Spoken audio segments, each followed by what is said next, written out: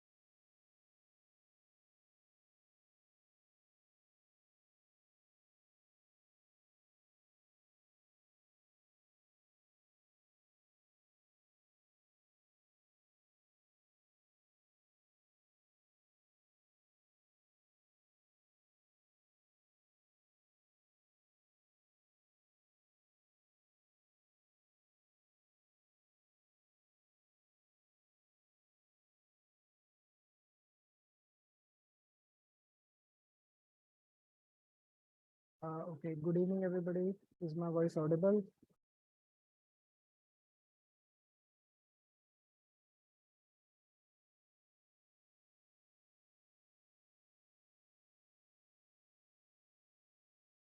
मेरी आवाज आ रही है? Yes, sir. Yes.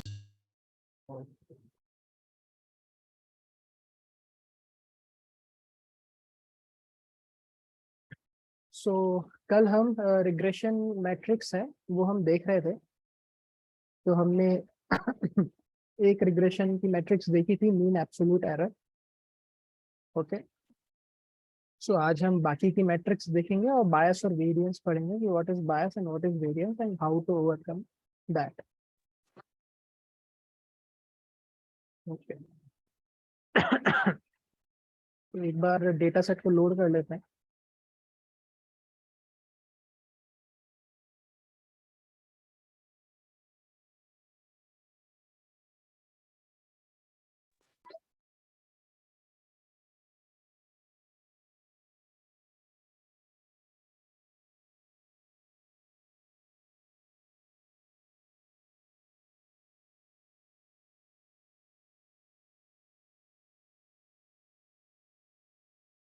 ओके, सो कल हमने देखा था कि रिग्रेशन प्रॉब्लम्स किसे कहते हैं।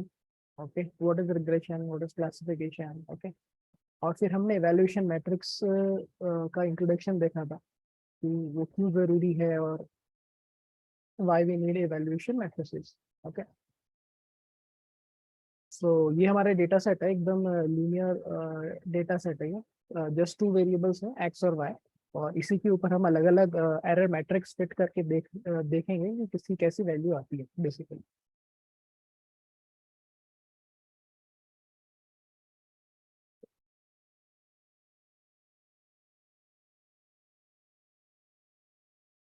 ओके, ये सारा एक बार पार्ट कल वाला रिवीजन करना। हाँ ये कल वाला ही है बेसिकली। ओके, सो हमने मीन एब्सोल्यूट एरर पढ़ा रिवाइज था। कर दीजिए सर एक बार। ओके, हाँ तो चलो आप बताओ अभी मीन एब्सोल्यूट एरर क्या पढ़ा था कल हमने। आपको क्या रिमेम्बर है मीन एब्सोल्यूट एरर का? सर एब्सोल्यूट और प्रिडिक्टेड वैल्यू के बीच में ये डिफरेंस कैलकुलेट करता है और उसका मीन कैलकुलेट करता है। तो एक्चुअली इसके फॉर्मूले को भी अगर आप देखो तो ये सेल्फ एक्सप्लेनेटरी है इसका फॉर्मूला भी। कि सबसे पहले हम डिफरेंस कैलकुलेट करते हैं आपका जो ट्रू वैल्यू है, जो आपकी वाई है जिसको आप एक्चुअल आउटपुट भी बोल रहे हो, और फिर उसका डिफरेंस लेते हैं हम उसका प्रिडिक्टेड आउटपुट के ऊपर कि जो हमारे मॉडल ने प्रिडिक्ट किया है। इस पूरे एक्सप्रेशन का हम मॉड्यूलस लेते हैं, इस पूरे यहाँ पे हम इसका पूरा मॉड्यूलस लेते हैं और फिर उस मॉड्यूलस को जितने भी इंडिविजुअल वैल्यूज हैं उन सबका हम सम अप कर देते हैं basically. Okay, after summing up हम उसका 1/n से उसको डिवाइड कर देते हैं, मतलब उसका मीन ले रहे हैं। तो इस तरीके से हमारे को मीन एब्सोल्यूट एरर यहाँ पे मिलता है। ओके, सो लाइकवाइज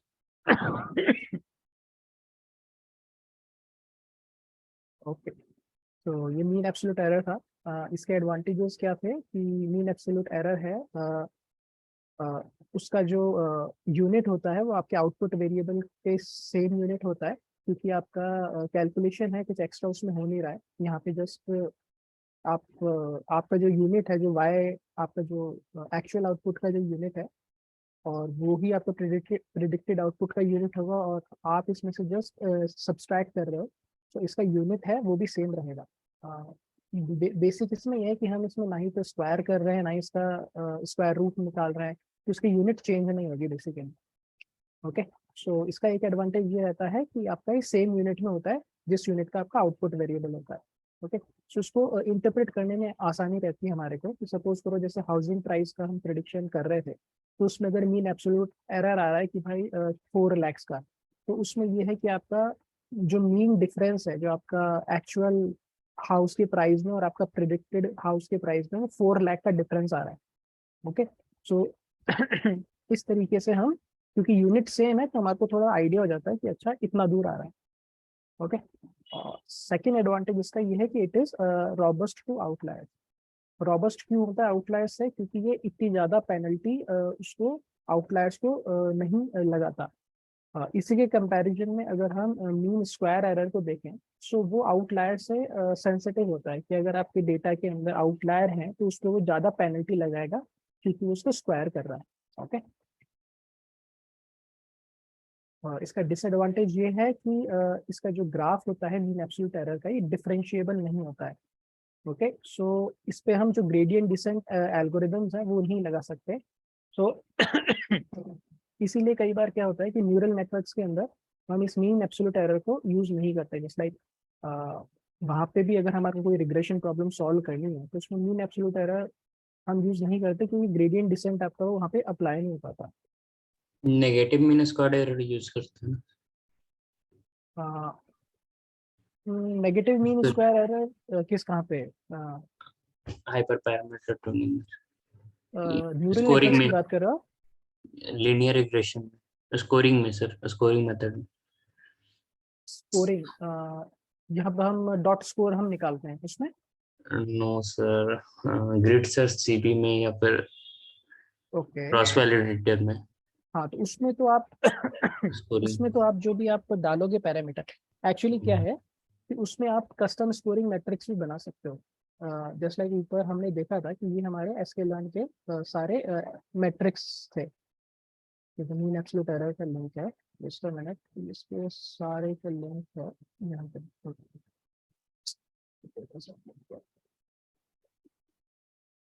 हाँ, यहाँ पे। ओके, सो यहाँ पे देखो, एक तो आपके होते हैं ये क्लासिफिकेशन मैट्रिक्स के, ये आपके रिग्रेशन के। तो आप कह रहे हो negative mean square error, mean absolute error, mean है ना? Squared error sir. हाँ, यहाँ पे मीन स्क्वायर लॉग एरर होता है और एब्सोल्यूट एरर। सो आरटी स्कोर है यहाँ पे, मीन एब्सोल्यूट परसेंटेज एरर है, मीडियन एब्सोल्यूट एरर है, नेगेटिव मीन। सो आपने कहाँ पे यूज किया है नेगेटिव मीन स्क्वायर एरर, और उसका क्या आपने एसक्यूएल से इंपोर्ट किया था उसको, जो नेगेटिव मीन स्क्वायर एरर था? कैसे आपने यूज किया था, थोड़ा आप बताओगे? हेलो, ये सर वो स्कोरिंग टेक्निक है, वो हाइपर पैरामीटर ट्यूनिंग करते समय। नहीं, हाइपर पैरामीटर ट्यूनिंग आप करोगे बट उसके अंदर भी आपको आपका लॉस वाला तो आपको बताना पड़ेगा ना कि आप लॉस किस पे कैलकुलेट कर रहे हो। बेसिकली आप हाइपर पैरामीटर ट्यूनिंग में बताते हो कि आपका हाइपर पैरामीटर जो चूज होगा वो कौन सी लॉस मैट्रिक्स पे या एरर मैट्रिक्स के बेसिस के ऊपर यस सर। चूज होगा। हाँ, तो हाँ, उसमें ना, ये हमारे को ये मीन स्क्वायर्ड एरर तो था नहीं इसमें एसक्यूएल में, तो हम मीन लोगों ने स्क्वायर नेगेट एरर है ना इसमें, यहाँ पे मीन स्क्वायर एरर ये रहा, एस्केलर्न। स्कोरिंग मेथड में जब हाइपर ट्यूनिंग करते हैं ना सर, वहाँ पे नहीं लेता वो, इसलिए मैंने नेगेटिव ओके यूज किया। ओके, हाँ सो उस केस में देखो क्या होता है, जनरली क्या है आपका, कई बार जो मशीन लर्निंग मॉडल्स होते हैं ना, तो उसमें आपको एक स्पेसिफिक खुद का एरर मैट्रिक्स चाहिए होता है। तो इसके अंदर एसकेएलएन आपको ये भी प्रोवाइड करवाता है कि आप खुद से भी एरर मैट्रिक्स बना सकते हो। तो कस्टम एरर मैट्रिक्स का भी फंक्शन होता है, तो वो भी डाल के हम करते हैं, उस पर भी ऑप्टिमाइज कर सकते हैं। तो नेगेटिव मीन स्क्वायर एरर फिर आपने कैसे यूज किया है इसमें? मैंने दूसरे दूसरे डेटा सेट में यूज किया था हाइपर पैरामीटर ट्यूनिंग ओके, करते। तो या तो ग्रिड सर्च सीवी का क्रॉस भी हम, valid, yes sir, grid search इसमें सीवी में भी यूज कुछ किया होता था। होगा। और हाँ हाँ, रैंडमाइज सर्च सीवी में भी था। ये देखो, ये होता है मेक स्कोरर फंक्शन होता है, मैट्रिक्स डॉट मेक स्कोरर। ये आपको क्या है, मतलब आपको कस्टम फंक्शन बनाने का वो हेल्प करता है। इसमें इसमें आप आपके खुद का फंक्शन बना सकते हो, आप मेक स्कोरर करके। इसमें गेट स्कोरर है, गेट स्कोरर है, check scorer. Okay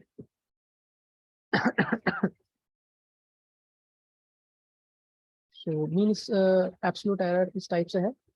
so next क्या किया था, ये हमारा वही सिंटैक्स है जिसके अंदर हम हमारा एक एम्प्टी डेटा फ्रेम क्रिएट कर रहे हैं, एरर डीएफ नाम का, जिसके 2 कॉलम्स हैं, मैट्रिक और वैल्यू। ओके, और नेक्स्ट फिर यहाँ पे वैल्यू के अंदर ये मीन एब्सोल्यूट एरर हम यहाँ पे प्रोवाइड करवा रहे हैं। फर्स्ट आर्गुमेंट वाई टेस्ट है, सेकंड वाई अंडरस्कोर ट्रेड है। ओके, ये ऊपर हमने डिराइव कर लिए थे, वाई टेस्ट था हमारे ट्रेन टेस्ट स्प्लिट में, और वाई प्रेड हमने मॉड्यूल से प्रिडिक्ट किया था, उसकी वैल्यू इसमें स्टोर है। इसको रन करेंगे तो अभी आप देखो हमारा मीन एब्सोल्यूट एरर आ रहा है 4.58। Okay, so this is our mean absolute error. Okay, so यहाँ तक हमने कल पढ़ लिया था। आज हम स्टार्ट करेंगे मीन स्क्वायर एरर, एमएसई के। ओके, जैसे एमएसई स्टार्ट करते हैं। So first of all, MSE is the most used and very simple metric with a little bit of change in mean absolute error. Okay, MSE आपका सबसे ज्यादा use होता है basically आपका। ओके, और बहुत ही सिंपल मेट्रिक है। और MAE के अंदर मीन एब्सोल्यूट एरर में बस हम थोड़ा बहुत ही चेंज करते हैं। क्या चेंज करते हैं? Mean square error states that finding the square difference between the actual and predicted value. ये क्या करता है, आपका जो स्क्वायर डिफरेंस फाइंड करता है between actual and predicted value. Okay, तो इसके फॉर्मूले से एक बार देखेंगे ये क्या है distance. Okay, so this is पहले आपका मीन एब्सोल्यूट एरर के अंदर क्या आपका फॉर्मूला था। मीन एब्सोल्यूट एरर का फॉर्मूला था कि आपका y माइनस वाई हैट आपका प्रेडिक्ट, जिसके ऊपर भी हैट लगा हुआ होता है वो आपका मॉडल से प्रिडिक्ट होके आया हुआ होता है। ये नॉर्मल कन्वेंशन है जो मशीन लर्निंग में यूज होता है। ओके, इसका हम ले रहे थे एब्सोल्यूट। ओके, इसका मॉडुलस निकाल रहे थे हम, एब्सोल्यूट वैल्यूज ले रहे थे इसकी, और फिर इसको हर वैल्यूज पे हम सम कर रहे थे, सारी वैल्यूज पे हम सम कर रहे थे, just like from I to N, I equals to 1 to n, इस पे हम सम कर रहे थे, और फिर हम डिवाइड कर रहे थे इसको कि आपके नंबर ऑफ सैंपल्स। ओके, तो इस तरीके से आपका मीन एब्सोल्यूट एरर इस टाइप से था।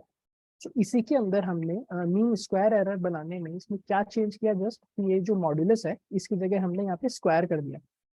ओके, दिस एरर टर्म जो इस ब्लू बॉक्स में है वो आपकी एज इट इज है जैसे पहला था मीन एब्सोल्यूट एरर में। जो मॉड्यूलस की जगह है वहां पे यहाँ पे अभी ब्रैकेट में स्क्वायर कर दिया है। ओके, और रेस्ट ऑफ द मतलब बाकी सारी भी चीजें हैं वो ऑलमोस्ट सेम है। Okay, so mean square error में क्या है कि नेगेटिव वैल्यूज को हटाने के लिए जहां हम मीन एब्सोल्यूट एरर में मॉड्यूलस यूज कर रहे थे, मीन स्क्वायर एरर में स्क्वायरिंग यूज कर रहे हैं to remove the negative differences. Okay, so this is your mean square error. Okay, so अब एक बार थोड़ा और इसमें पढ़ते हैं कि what is MSE, वो क्या कर रहा है, what actually the MSE represent, कि MSE क्या represent कर रहा है।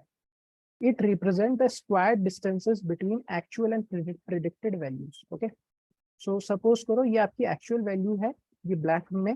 okay, और यहाँ पे ये जो लाइन है बेसिकली मॉडल की लाइन है, जो मॉडल ने लाइन ड्रॉ करी है इस डेटा के ऊपर। सो यहाँ पे इसका प्रिडिक्टेड वैल्यू है। सो ये जो बीच की डिस्टेंस आ रही है, ओके, ये जो बीच की डिस्टेंस आ रही है इसको क्या करता है, आपका मीन स्क्वायर एरर स्क्वायर कर देता है बेसिकली। सो आपकी जो डिस्टेंस है फ्रॉम ऑब्जर्व्ड वैल्यू और प्रिडिक्टेड वैल्यू, उसके बीच का जो डिफरेंस है उसको आपका मीन स्क्वायर एरर स्क्वायर कर देता है।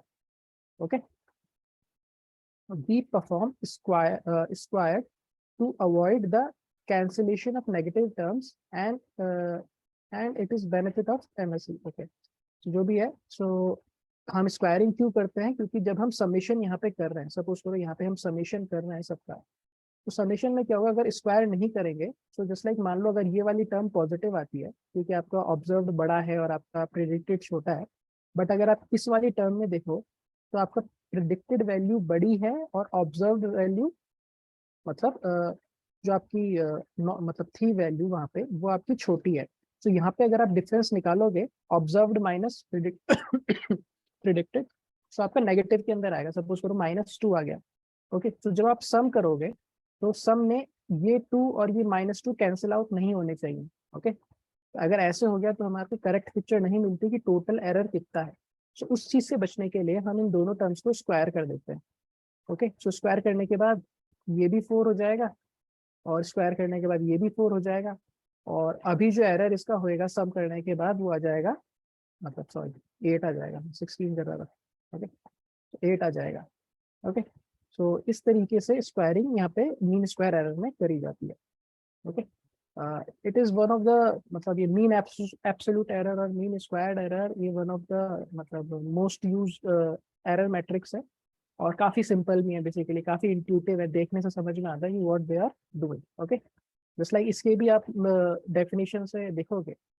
सो सबसे पहले आप एरर निकाल रहे हो, फिर उसका स्क्वायर कर रहे हो, और स्क्वायर करने के बाद उसका सबका मीन निकाल रहे हो। सो मीन स्क्वायर एरर, ये पूरा डेफिनेशन बताता है कि व्हाट इज हैपनिंग। ओके, तो दिस इज, सबसे पहले एरर है, फिर आप उसका स्क्वायर कर रहे हो, फिर बाद में सबका मीन कर रहे हो। सो मीन स्क्वायर्ड एरर,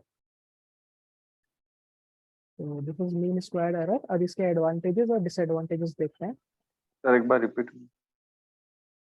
इसमें क्या आपको समझ में नहीं आया मीन स्क्वायर्ड एरर में? सर मैं इसमें हो क्या रहा है वो चीज समझ में नहीं आ रही। ओके, आपको ये ऑब्जर्व्ड वैल्यूज में क्या है और प्रिडिक्टेड वैल्यू क्या है, पहले तो आप वो बताओ कि ये ग्राफ क्या रिप्रेजेंट कर रहा है। इस ग्राफ को एक बार देख के बताओ कि ये, ऑब्जर्व्ड वैल्यू तो वो जो अपन को है ना इनपुट मिल रहा है। हाँ, जो आपका डेटा है एक्चुअली में, आप इसको कह हाँ, सकते हो जो आपका और प्रिडिक्टेड वाइट, वो जो है ना, ये जो ब्लैक और ये विदाउट ब्लैक वाले जो है ना वो प्रिडिक्टेड है विदाउट ब्लैक। हाँ। ओके, सो ये आपको समझ में आ गया कि दिस इज योर, आपका जो डेटा है उसकी वैल्यू है, और ये वो वैल्यू है जो आपका मॉडल प्रिडिक्ट कर रहा है basically. Okay, so mean square error क्या कर रहा है, अभी देखो, अब इसका जब आप डिफरेंस निकालोगे, डॉटेड लाइन क्या है, ये आपका डिफरेंस है बेसिकली, कि आपका प्रिडिक्टेड, मतलब ये प्रिडिक्टेड वैल्यू में और आपके नॉर्मल जो वैल्यू है, जो ओरिजिनल वैल्यू है, उसमें डिफरेंस कितना है। ओके, सपोज करो आपका जैसे हाउसिंग प्राइस वाला डेटा का लो, सो आपका मकान का प्राइस था सपोज करो 10 लाख, ओरिजिनल था 10 लाख, आपके मॉडल ने प्रिडिक्ट किया 8 लाख। ओके, सपोज करो। सो आपका ये जो लाइन है, ये लाइन क्या बता रही है, ये लाइन होगी 2 लाख के बराबर। Okay, so this is the difference कि आपका एक्चुअल जो आपका ट्रूथ वैल्यू थी, जो आपके डेटा की ट्रू वैल्यू थी, उससे और आपका जो प्रिडिक्टेड वैल्यू उसके बीच में डिफरेंस कितना है। Okay, so mean square error क्या करता है, ऐसे ही इन डिफरेंसेस को लेता है और उनको स्क्वायर कर देता है। ओके, यहाँ पे डिफरेंस निकाल रहा है मीन स्क्वायर एरर, डिफरेंस निकालने के बाद जस्ट लाइक ये 2 लाख है तो ये डिफरेंस आ जाएगा 2 लाख, सपोज करो ये किसी एक पॉइंट का आएगा, ऐसे ही ये सारे पॉइंट्स का निकालेगा यहाँ पे। ओके, सो पहले 2 लाख आएगा तो इसको स्क्वायर कर देगा, और फिर सपोज करो दूसरे एरर पॉइंट है उसके अंदर आपका 3 लाख आया करीब, सो 3 लाख को स्क्वायर कर देगा, और ऐसे करते करते सपोज करो नेक्स्ट आपका आया 1.5 लाख डिफरेंस आया, तो 1.5 लाख को ये स्क्वायर कर देगा, और बाद में इन सबको ये सम कर रहा है, इन सबको सम करता जाएगा, और बाद में जितने भी नंबर ऑफ सैंपल्स हैं आपका डेटा, सपोज करो आपके डेटा के अंदर 3 रोज है ना, 3 रोज का ही डेटा है आपका, तो बाद में 3 से डिवाइड कर देगा, तो इससे आपको एवरेज वैल्यू आ जाएगी। ये एन आपका क्या है, कि आपका नंबर ऑफ रोज आपके डेटा में जो है। सो इस तरीके से आपका ये मीन स्क्वायर एरर निकलेगा बेसिकली। ओके, यहाँ पे आप एरर को आप स्क्वायर कर रहे हो, जस्ट लाइक 2 lakhs आपका एरर था, इसको आप स्क्वायर कर रहे हो, फिर आप इसका मीन निकाल रहे हो, एवरेज निकाल रहे हो बेसिकली। ओके, सो एवरेज कैसे निकालते हैं हम, सारे डेटा पॉइंट को सम करके उसको नंबर ऑफ जो आपके डेटा पॉइंट्स है उससे आप डिवाइड करते हो, सो आपका एवरेज निकल जाता है। तो इस तरीके से आपका मीन स्क्वायर एरर निकल रहा है यहाँ पे। तो ये एक एरर मैट्रिक्स है। जब भी आप कोई रिग्रेशन प्रॉब्लम आप करते हो तो उस पर आप देखते हो कि मेरा कितना मीन स्क्वायर एरर आ रहा है। बेसिकली मेरा जो मॉडल ने प्रिडिक्ट किया है और जो एक्चुअल आउटपुट है उसके बीच में कितना डिफरेंस आ रहा है। ओके, जितना कम डिफरेंस होगा मॉडल उतना अच्छा परफॉर्म करेगा। ओके, तो this is mean square error. Okay, so इसके एडवांटेजेस और डिसएडवांटेजेस देखते हैं। So advantages of MSE क्या है? The graph of MSE is differentiable, so you can easily use it as a loss function. Okay, so इसका जो graph होता है वो डिफरेंशिएबल होता है और इसको आप एज अ लॉस फंक्शन आप इजीली यूज कर सकते हो। जस्ट लाइक क्योंकि यहाँ पे स्क्वायर टर्म है, सो देखो आप जब भी किसी स्क्वायर टर्म का या स्क्वायर फंक्शन का ग्राफ प्लॉट करोगे, सो आपको समथिंग कुछ इस टाइप से दिखेगा, वो इस टाइप से आपका ग्राफ आएगा। ओके, सो जस्ट लाइक यहाँ पे सपोज करो जस्ट लाइक -4 है और यहाँ पे प्लस का 4 है। ओके, यहाँ पे प्लस का 4 है, दोनों का आप स्क्वायर करोगे, सो आपके यहाँ पे वाई एक्सिस पे वैल्यू हमेशा 16 आएगी। सो -4 की वैल्यू भी 16 है और +4 की वैल्यू भी 16 है। तो इस तरीके से आपको एक कॉन्वेक्स ग्राफ देखने को मिलेगा। सो ये इस टाइप का जो ग्राफ है, इस टाइप का जो डिस्ट्रीब्यूशन है, इसको हम ग्रेडियंट डिसेंट में हम यूज करते हैं। Any questions? सर ये ग्रेडियंट डिसेंट ही है ना, जो linear regression? Linear regression is not a gradient descent, but gradient descent एक अलग मतलब एल्गोरिदम टाइप है। ये एक ऑप्टिमाइजेशन फंक्शन है बेसिकली। सो इसको हम क्या है, जस्ट लाइक न्यूरल नेटवर्क्स के अंदर हम यूज करते हैं फॉर ऑप्टिमाइजेशन। तो ये हम आगे पढ़ेंगे ग्रेडियंट डिसेंट पे, ये भी एक ऑप्टिमाइजेशन होता है फंक्शन। अप्रोप्रिएट मेथड है सर, मतलब। हाँ बेसिकली इसमें हम लोग थीटा वैल्यू को ग्लोबल मिनिमम की तरफ रिड्यूस हाँ, करते हैं। यस, हम उसको ग्लोबल मिनिमा की तरफ लेके जाते हैं और ये लीनियर रिग्रेशन में भी कई बार यूज होता है। Okay? यस। बेसिकली जितने भी आपके लीनियर मॉडल्स हैं उनमें आप gradient descent as a optimizer use कर सकते हैं।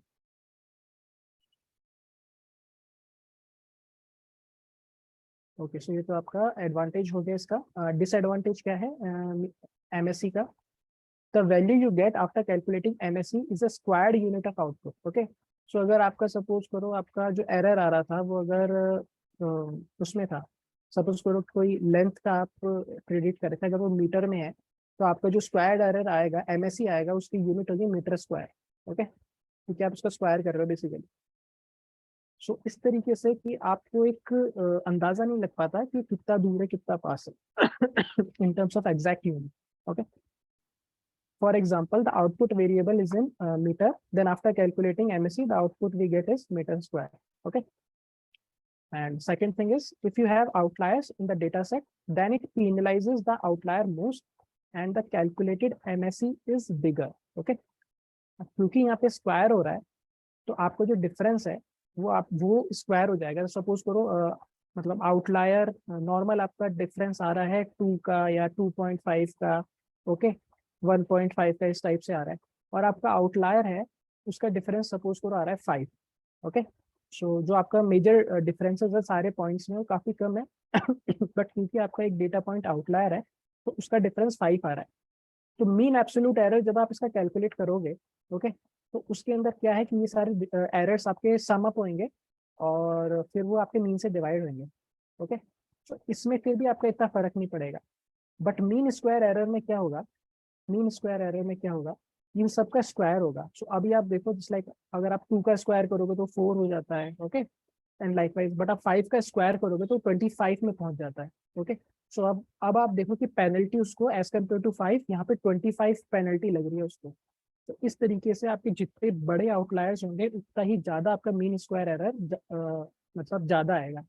सो इन अ सेंस ये पीनलाइज करता है आपके मॉडल को कि अगर आपके आउटलायर्स हैं तो ये बहुत ज़्यादा शूट अप हो जाता है आपके डेटा में. So in short, it is not robust to outliers, which were an advantage in MAE. जो MAE का एक advantage है. So ये आपके MSE के advantages and disadvantages हैं. Okay? Advantage इसका ये है कि ये आपका convex function है, तो आप इसको as a loss function use कर सकते हो कई सारे linear algorithms में. और डिसएडवांटेज ये है कि इसका यूनिट है वो स्क्वायर हो जाता है, बेसिकली सेम यूनिट में नहीं आता, और it is not robust to outliers. Okay, so next हम मीन स्क्वायर एरर कैलकुलेट करेंगे. सबसे पहले हम इंपोर्ट करें मीन स्क्वायर एरर को. ओके, यहाँ पे हम मीन स्क्वायर एरर के अंदर वाई टेस्ट और वाई प्रेडिक्शन पास कर रहे हैं और फिर इसको डेटा फ्रेम में कॉन्कैट कर रहे हैं.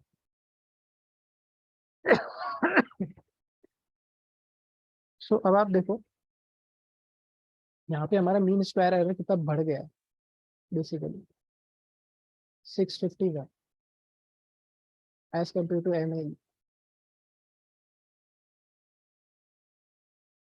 ओके, सो अभी जो मीन स्क्वायर एरर की प्रॉब्लम है कि वो स्क्वायर कर देता है और काफ़ी हमारे यूनिट्स हमारे को पता नहीं लग पाता, सो उसको ओवरकम करने के लिए क्या हुआ, हमारा नेक्स्ट एरर मैट्रिक्स सीन में आया जिसको हम कहते हैं रूट मीन स्क्वायर एरर.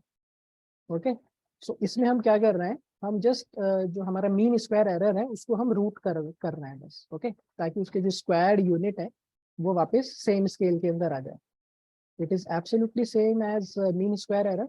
ये वाला पार्ट पूरा सेम है मीन स्क्वायर एरर के जैसा, बस एक्स्ट्रा हम क्या कर रहे हैं, ये रूट हम लगा रहे हैं इसके ऊपर. ओके, सो ये हमारा रूट मीन स्क्वायर एरर हो जाता है. ये भी नेम से एकदम जस्ट मतलब पूरा एक्सप्लेन होता है कि आपके एरर को आप स्क्वायर कर रहे हो. ओके, फिर उस स्क्वायर्ड एरर का आप सम करके पूरा सब मीन निकाल रहे हो और फिर ये सब होने के बाद आप उसका रूट ले रहे हो. Okay, so this is root mean square error. So as RMSE is clear. Same ही है ना सर जो प्रीवियस क्या कर रहे हो आप? एंड तो सेम है ना सर वो. Mean square error root mean square error क्या करता है कि रूट करने के बाद आपका स्केल सेम हो जाता है. 1/n है सर वो n. आपकी वॉइस क्लियर नहीं आ रही. सर वो डिनोमिनेटर n को पूछ रहा था वो डिनोमिनेटर में जो n है बेसिकली ये आपके नंबर ऑफ रिकॉर्ड्स हैं. ओके, अगर आपके डेटा के अंदर 500 रोज है, ओके 500 रोज है, तो बेसिकली इसमें क्या हो रहा है, देखो मैं थोड़ा ब्रेकअप करके समझाता हूँ, शायद थोड़ा कंफ्यूजन आ रहा है आप लोगों को. कि आपका ये एरर मैट्रिक्स है समेशन वाला, ये जो साइन है एक्चुअली कर क्या रहा है. ओके, तो सपोज करो जस्ट लाइक मैं आपको इसके अंदर ही हमारा जो कोड लिखा हुआ है उसके अंदर ही बताता हूँ. ऊपर जो कोड लिखा हुआ है, ओके हाँ, सो मेरा y_ टेस्ट है कुछ इस टाइप से. ओके, सो y_ टेस्ट है ये. इसकी मैं क्या करता हूँ, इसको मैं एक डेटा फ्रेम में कॉन्कैट कर लेता हूँ. ओके, वाई टेस्ट और वाई प्रेडिक्शन. ओके, सो सबसे पहले एक डेटा फ्रेम बनाते हैं. df1 करके डेटा सेट बनाते हैं. ओके, सो pd.data फ्रेम इस टाइप से डेटा फ्रेम बना लेते हैं. ओके, सो यहाँ पे मेरा df1 बन जाएगा. df1 मेरा क्रिएट हो गया, एम्प्टी डेटा सेट क्रिएट हो गया. ओके, अब इस df1 में क्या करूंगा मैं, यहाँ पे मैं y_ टेस्ट करके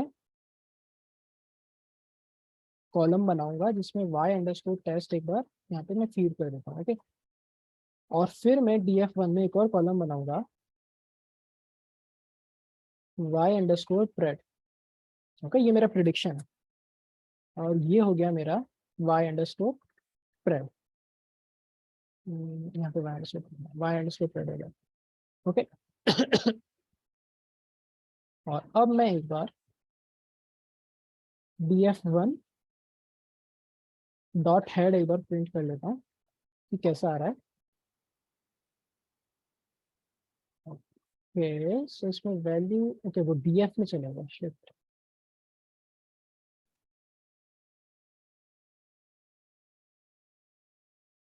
okay just a minute dot reset underscore index करना पड़ेगा और यहाँ पे drop equal to false drop इसको ट्रू ओके हाँ so अभी मेरा ये देखो ये मेरा वाई प्रिडिक्शन है ये मेरा ओरिजिनल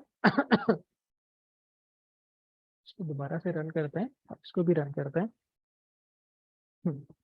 ये मेरा वाई टेस्ट है जो मेरे ओरिजिनल वैल्यूज थी और ये मेरे मॉडल प्रेडिक्ट करके लेके आ रहा है सपोज करो 125.88 अगर आपकी ट्रू वैल्यू थी वाई अंडरस्कोर टेस्ट की वैल्यू थी तो मेरा मॉडल प्रेडिक्ट करके लेके आ रहा है 124.49 ओके सो अब यहाँ पे अब इसको स्टेप बाय स्टेप में सॉल्व करूंगा यहाँ पे तो सबसे पहले स्टेप क्या कर रहा है आपका रूट मीन स्क्वायर एरर या मीन स्क्वायर एरर कि आपका Y I minus Y hat निकाल रहा है सो वाई आई क्या होगा आपका ये होगा ये वाला डेटा पॉइंट सो ये वाला जो डेटा पॉइंट है और ये वाला जो डेटा पॉइंट है आपका वाई प्रेडिक्शन इन दोनों का डिफरेंस निकाल रहा है ओके सो इसका डिफरेंस हम निकालेंगे डिफरेंस निकालने के लिए df1 और यहाँ पे df1 का ये कॉलम दे दूंगा मैं इसका नेम दे दूंगा मैं y underscore test minus y underscore pred okay ये इसका नेम दे दूंगा मैं और अब मैं यहाँ पे कर रहा हूँ just simple df1 y underscore test minus df1 y underscore pred okay और ये करने के बाद अब मैं वापस df1 डॉट हेड प्रिंट कर रहा हूँ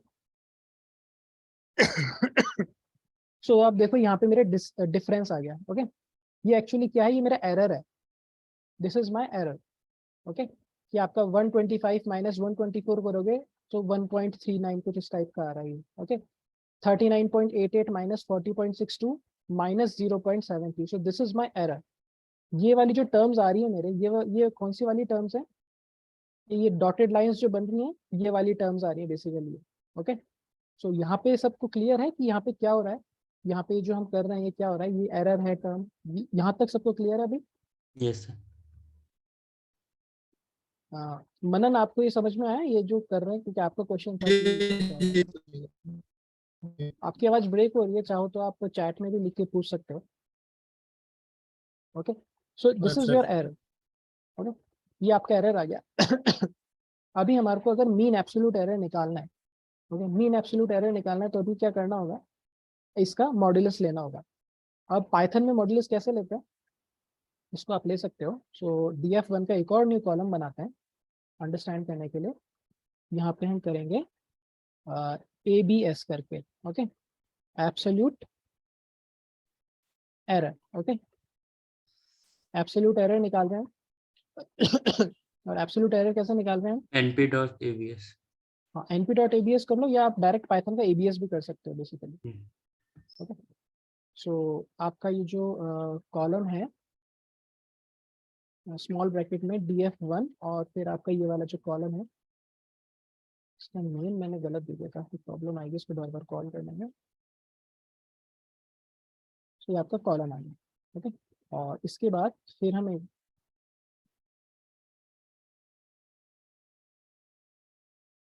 हाँ इसके बाद फिर हम df1 डॉट हेड एक बार प्रिंट करके देखते हैं कि अब हमारा कैसा डेटा फ्रेम बन रहा है तो अभी ये देखो एब्सोल्यूट फंक्शन ने क्या किया जस्ट आपके नेगेटिव साइंस हटा दिए ओके नेगेटिव साइंस हटा दिया और ये तो आपका एब्सोल्यूट एरर हो गया सॉरी सो अब इसी का अगर आपको मीन एब्सोल्यूट एरर निकालना है सो मीन एब्सोल्यूट एरर में क्या करोगे आप बेसिकली ये जो एब्सोल्यूट एरर आ रहा है ये जो एब्सोल्यूट एरर वाला कॉलम है इसका मीन ले लोगे आप ओके तो इसका मीन हम कैसे लेंगे df1 और ये आपका एब्सोल्यूट एरर का कॉलम नेम हो गया डॉट मीन। ओके, उसका अगर मैं मीन लूंगा सो मेरा आ रहा है 4.58। ओके, 4.58 आ रहा है। ओके, अब अगर मैं ऊपर देखूं यहाँ पे सो मेरा मीन एब्सोल्यूट एरर की वैल्यू क्या आ रही थी 4.581576। ओके, एकदम सेम आ रही है मेरी। ओके, 4.581576। सो इस तरीके से आपका mean absolute error behind the scenes काम कर रहा है। अभी समझ में आया ये how is this mean absolute error is working?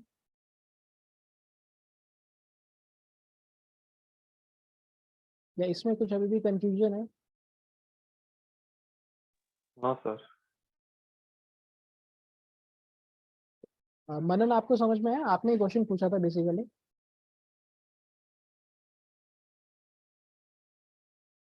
Okay, so mean क्या करता है बेसिकली, ये एवरेज जो एवरेज होता है उस टाइप से ही होता है। तो बेसिकली क्या करेगा, सारे वैल्यूज को सम करेगा और डिवाइड कर देगा नंबर ऑफ एंट्रीज से, कि इसकी जितनी भी नंबर ऑफ एंट्रीज हैं। इन द सेम वे अगर मैं मीन स्क्वायर एरर निकालूं तो उस केस में मेरे को क्या करना है, मेरे को इस वाले टर्म को मेरे को स्क्वायर कर देना है। ओके, तो जस्ट लाइक अगर मैं इसमें एक और मैं यहाँ पे स्क्वायर टर्म अगर मैं ऐड करना चाहूँ तो यहाँ पे मैं एस स्क्वायर एरर करके करूँगा। और अब यहाँ पे एब्सोल्यूट की जगह हम यहाँ पे स्क्वायरिंग का क्या होता है, कैसे आता है स्क्वायर, इस फंक्शन से आता है क्या? हर्ष पता है आपको स्क्वायर कैसे लगाते हैं हम? यस सर, इससे आता स्टार स्टार स्टार नहीं, स्टार से स्टार भी आता है। स्टार या इससे आता है? डबल स्टार से भी आता है सर, और इससे भी आ जाता है। ओके, चलो एक बार करके देखते हैं ये वाला। ओके, इससे नहीं आता है। ये जो और function double double star star लगा दो सर।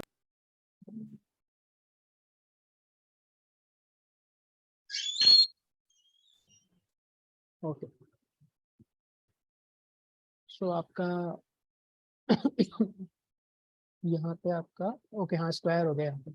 सो ये आपका स्क्वायर एरर आ गया। यहाँ पे हमारा जो एरर निकल रहा था उसको हमने स्क्वायर कर दिया। और फिर अगर इसका भी मैं मीन निकाल लूंगा, इसका मैं मीन निकालूंगा तो df1 ये कॉलम नेम डॉट मीन, सो मेरा मीन स्क्वायर एरर आ जाएगा। ओके, मीन स्क्वायर एरर आ जाएगा और इसका ही लाइक 651.75 और आई थिंक हमारा 651.75 ही मीन स्क्वायर एरर आ रहा था। और इसी का मैं अगर यहाँ पे मैं स्मॉल ब्रैकेट लगा के np.sqrt स्क्वायर रूट कर देता हूँ इसका ही, सो मेरा रूट मीन स्क्वायर एरर आ जाएगा बेसिकली। सो मैं जो मैथमेटिक्स के मेरे फॉर्मूले हैं मैं बस वही अप्लाई कर रहा हूँ यहाँ पे और उस टाइप से ये सारे एरर्स हम कैलकुलेट कर रहे हैं। सो बेसिकली अगर आपको फॉर्मूले पता है तो आप बिहाइंड द सीन्स वो कैसे वर्क कर रहा है आप उसको पता लगा सकते हैं। ओके, सर एक पूछना था हाँ हाँ थोड़ा।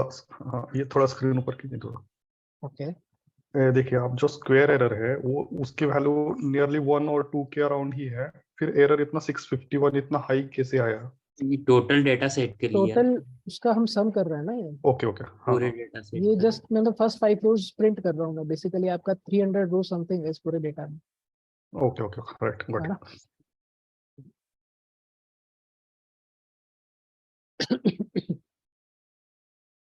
Okay, so this is your root mean square error. So एक बार इसके एडवांटेजेस और डिसएडवांटेजेस देखते हैं।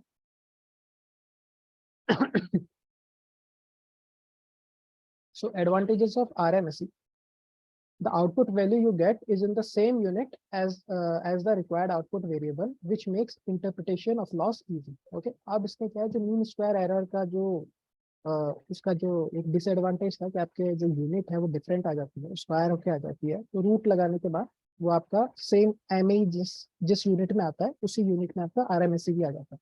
ओके, सो आपकी यूनिट सेम रहेगी। और अब इसके डिसएडवांटेजेस देखना है। It is not that robust to outlier as compare to M A. Okay, इतना रोबस्ट नहीं होता as compare to M A, मतलब एम ए ही हो सकता है आपका यहाँ पे ज्यादा रोबस्ट है आउटलायर से। ओके, और आपका सपोज करो एम एस सी है वो आपका बिल्कुल रोबस्ट नहीं है आउटलायर से, वो काफी उसमें पेनलाइज करता है। So R M S C दोनों के बीच में आता है। Okay, R M S C दोनों के बीच में आता है। तो इस टाइप से बिहेवियर है RMSE का। For performing RMSE, we have to use numpy square root function over MSE. So इसका एक और चीज है कि sklearn में कोई मैट्रिक्स नहीं आ रहा है MSE की. ओके, जस्ट लाइक हम मीन स्क्वायर एरर के अंदर करते हैं ना कि from sklearn dot metrics import mean square error. So ऐसे रूट मीन स्क्वायर एरर का कोई इंपोर्ट नहीं होता है इसमें. जस्ट लाइक आप इसमें देख भी सकते हो.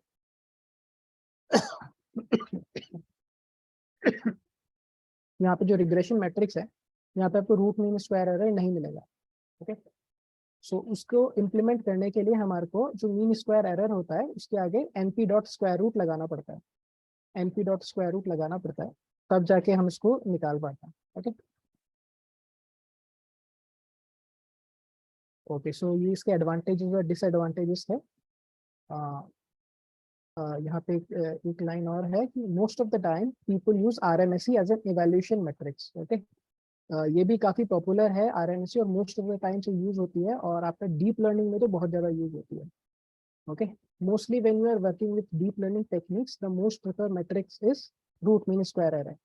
ओके, तो वहाँ पे रिग्रेशन प्रॉब्लम्स के अंदर आपका रूट मीन स्क्वायर एरर काफी पॉपुलर है. ओके, सो नेक्स्ट हम अभी इसको इम्प्लीमेंट करते हैं. सो इसमें हमारे को कुछ भी नहीं करना है, सेम आपका मीन स्क्वायर एरर के जैसा है कि मीन स्क्वायर एरर में हमने वाई टेस्ट और वाई प्रेडिक्शन पास किया, और अभी ये जो वैल्यू हमारे को देगा, ये जो वैल्यू रिटर्न करके देगा, उसको हम np डॉट स्क्वायर रूट कर रहे हैं बेसिकली. ओके, और इसको अभी हम वापस हमारे डेटा फ्रेम में एंटर कर रहे हैं. ओके, सो इसको हमारा रन करने के बाद आप देखो यहाँ पे रूट मीन स्क्वायर एरर की वैल्यू आ गई 25. ओके, 651 का स्क्वायर रूट आप करोगे तो ऑलमोस्ट 25 आएगा. तो this is your root mean square.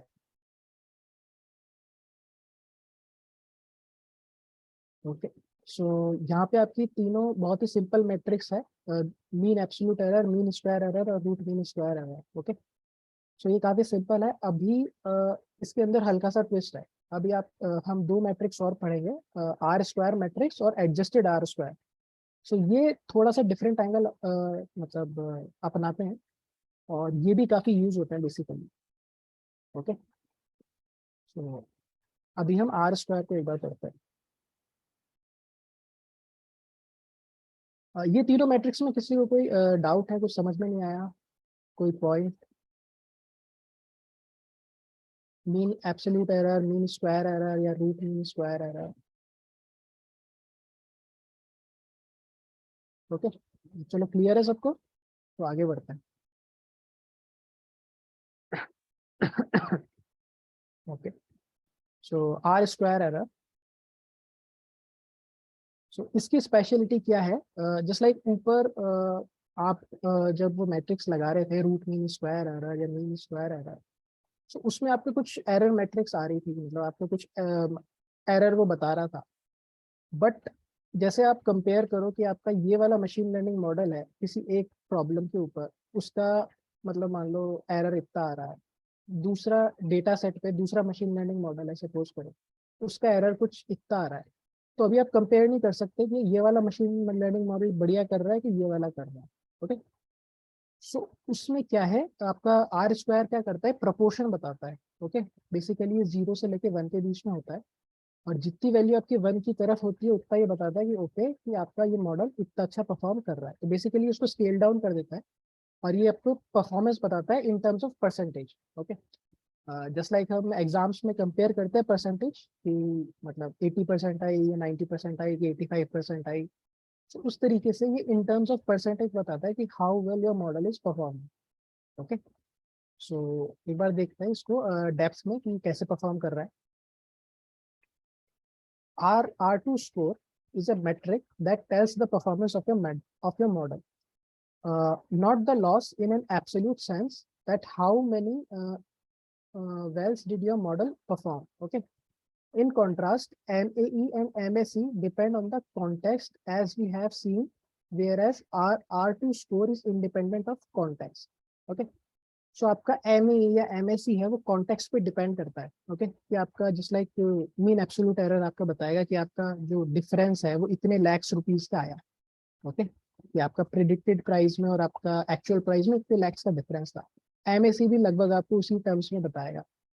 Okay, but आपका R2 स्कोर है वो किसी कंटेक्स्ट पे डिपेंडेंट नहीं है, वो एक एब्सोल्यूट टर्म में बताएगा ओके कि इतना परसेंट वेरिएशन आपके मॉडल का एक्सप्लेन किया, मतलब आपके डेटा का एक्सप्लेन किया आपके मॉडल ने, ओके कि आपके मॉडल का इतना परसेंट वेरिएशन है डेटा का, वो आपके मॉडल ने एक्सप्लेन किया।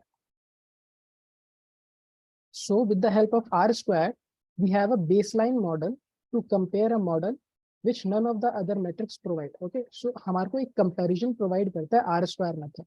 Okay, ये आपका जो sorry जो baseline model है उसका उससे आपके मॉडल ने कितना अच्छा परफॉर्म किया बेसिकली। ओके, सो कैसे वर्क करता है वो देखेंगे हम एक बार। The same we have in classification problem, और इसी टाइप की जो सिनेरियो हमारे पास क्लासिफिकेशन प्रॉब्लम में भी होता है, जहाँ पे हम थ्रेशोल्ड डिसाइड करते हैं, जस्ट लाइक 0.5 नॉर्मल थ्रेशोल्ड होता है कि वैसे क्लासिफिकेशन प्रॉब्लम में क्या होता है कि हम प्रोबेबिलिटीज एक्चुअली प्रिडिक्ट करते हैं। जस्ट लाइक अभी रिग्रेशन में तो हम नंबर प्रिडिक्ट कर रहे हैं ना, कि आपका सपोज करो 10 lakhs का कोई एक हाउस प्राइस थी, आपके मॉडल ने 9 lakhs अगर प्रिडिक्ट करी, सो बेसिकली उसने क्या है नंबर प्रिडिक्ट किया, ठीक है। बट क्लासिफिकेशन प्रॉब्लम्स में क्या होता है, कई बार हम प्रोबेबिलिटीज प्रिडिक्ट करते हैं कि आपका ये जो डेटा पॉइंट है इसकी कितनी % प्रोबेबिलिटी है ये वाली क्लास की होने की। जनरली उसमें थ्रेशोल्ड होता है 0.5 कि अगर आपकी कोई प्रोबेबिलिटी 0.5 के ऊपर है, सपोज करो 0.6 है, तो उसको वो 1 वाली कैटेगरी में मतलब क्लासिफाई करेगा, और अगर सपोज करो 0.4 है मतलब 0.5 से कम है, तो उसको 0 वाली कैटेगरी में वो क्लासिफाई कर देगा। ओके, तो वहाँ पे एक थ्रेशोल्ड टाइप का पैरामीटर होता है जो हम खुद फिक्स करते हैं बेसिकली। सो उसी तरीके से क्या होता है आपका आर स्क्वायर में भी एक बेसलाइन मॉडल होता है जिससे कंपेयर करके वो बताता है कि ये तो आपकी बेसलाइन की प्रिडिक्शन थी और इस बेसलाइन से इतना बेटर आपने किया है आपके इस वाले मॉडल में। ओके, सो R2 भी इस टाइप से हमारे को एक कंपैरिजन प्रोवाइड करवाता है। So basically R square calculate how much regression line is better than the mean line. Okay, उसकी मीन लाइन से सपोज करो आपका एक डेटा है,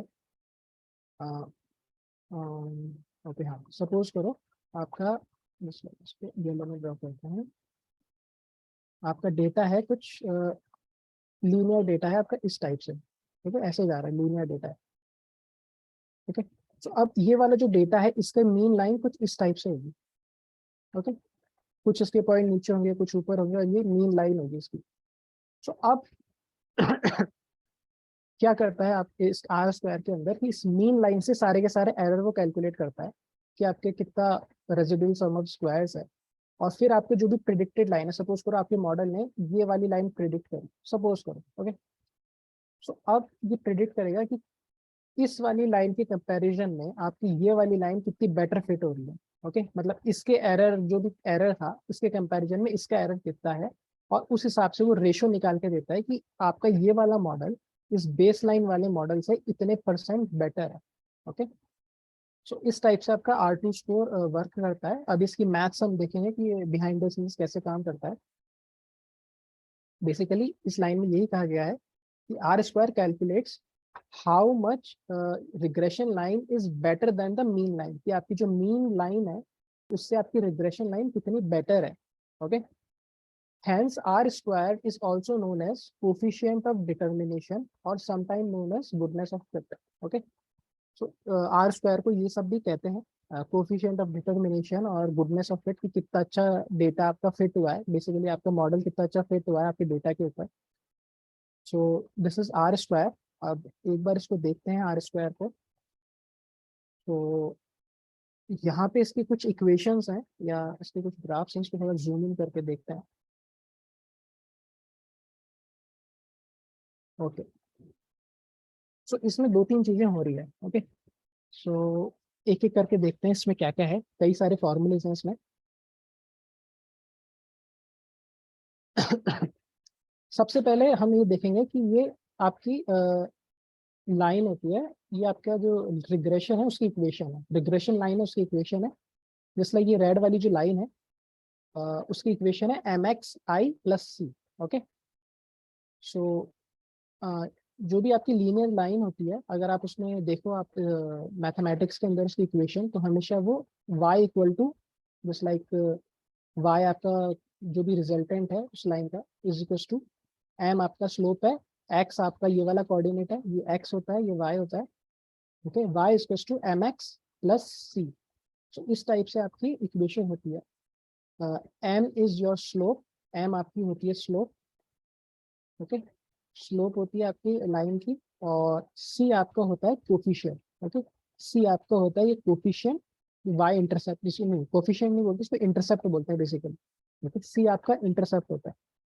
so this is your linear regression की line, okay, linear regression line है इस तरीके से। सो ये उसकी इक्वेशन है, ओके।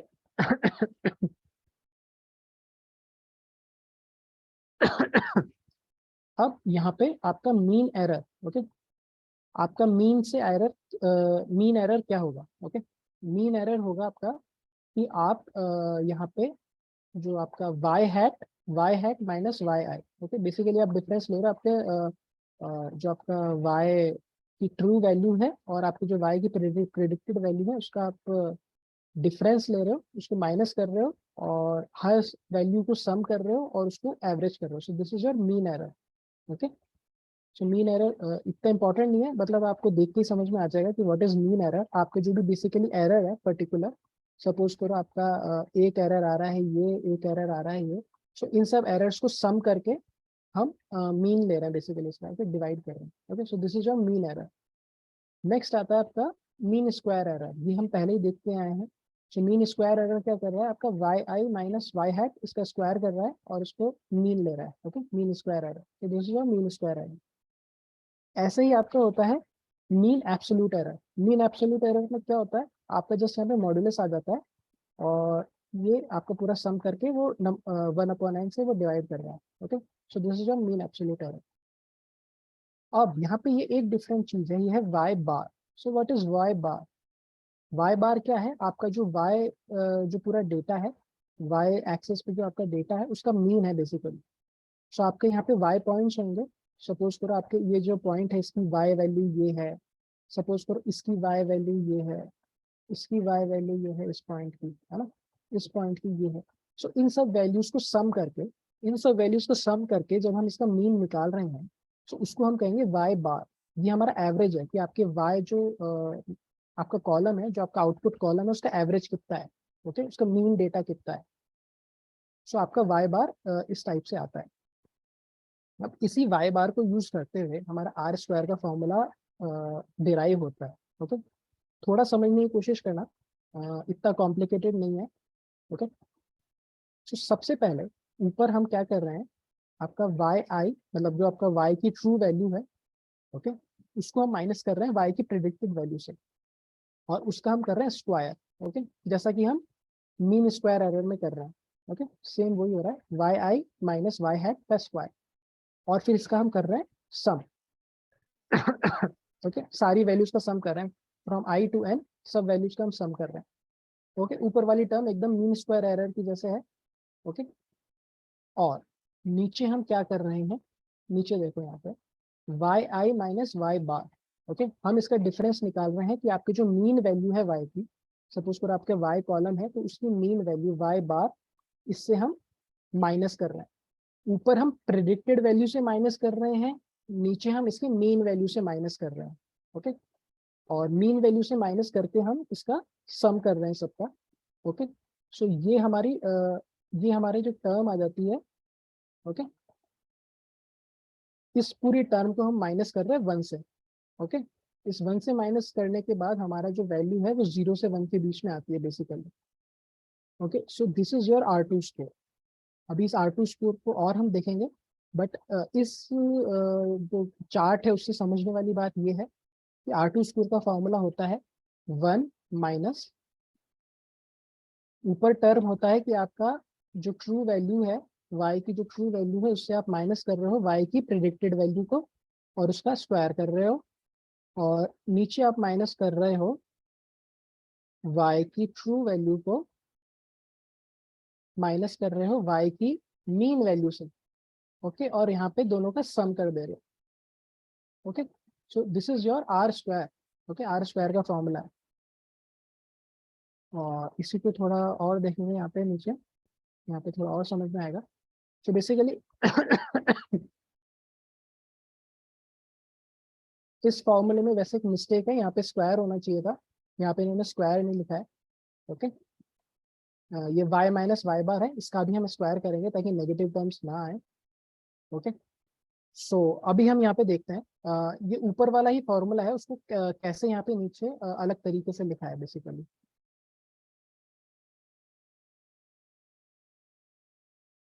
इसमें हल्की सी थोड़ी मैथ्स है, पर थोड़ा समझने की कोशिश करना, एक बार समझ में आ गया तो इतना डिफिकल्ट लगेगा नहीं है।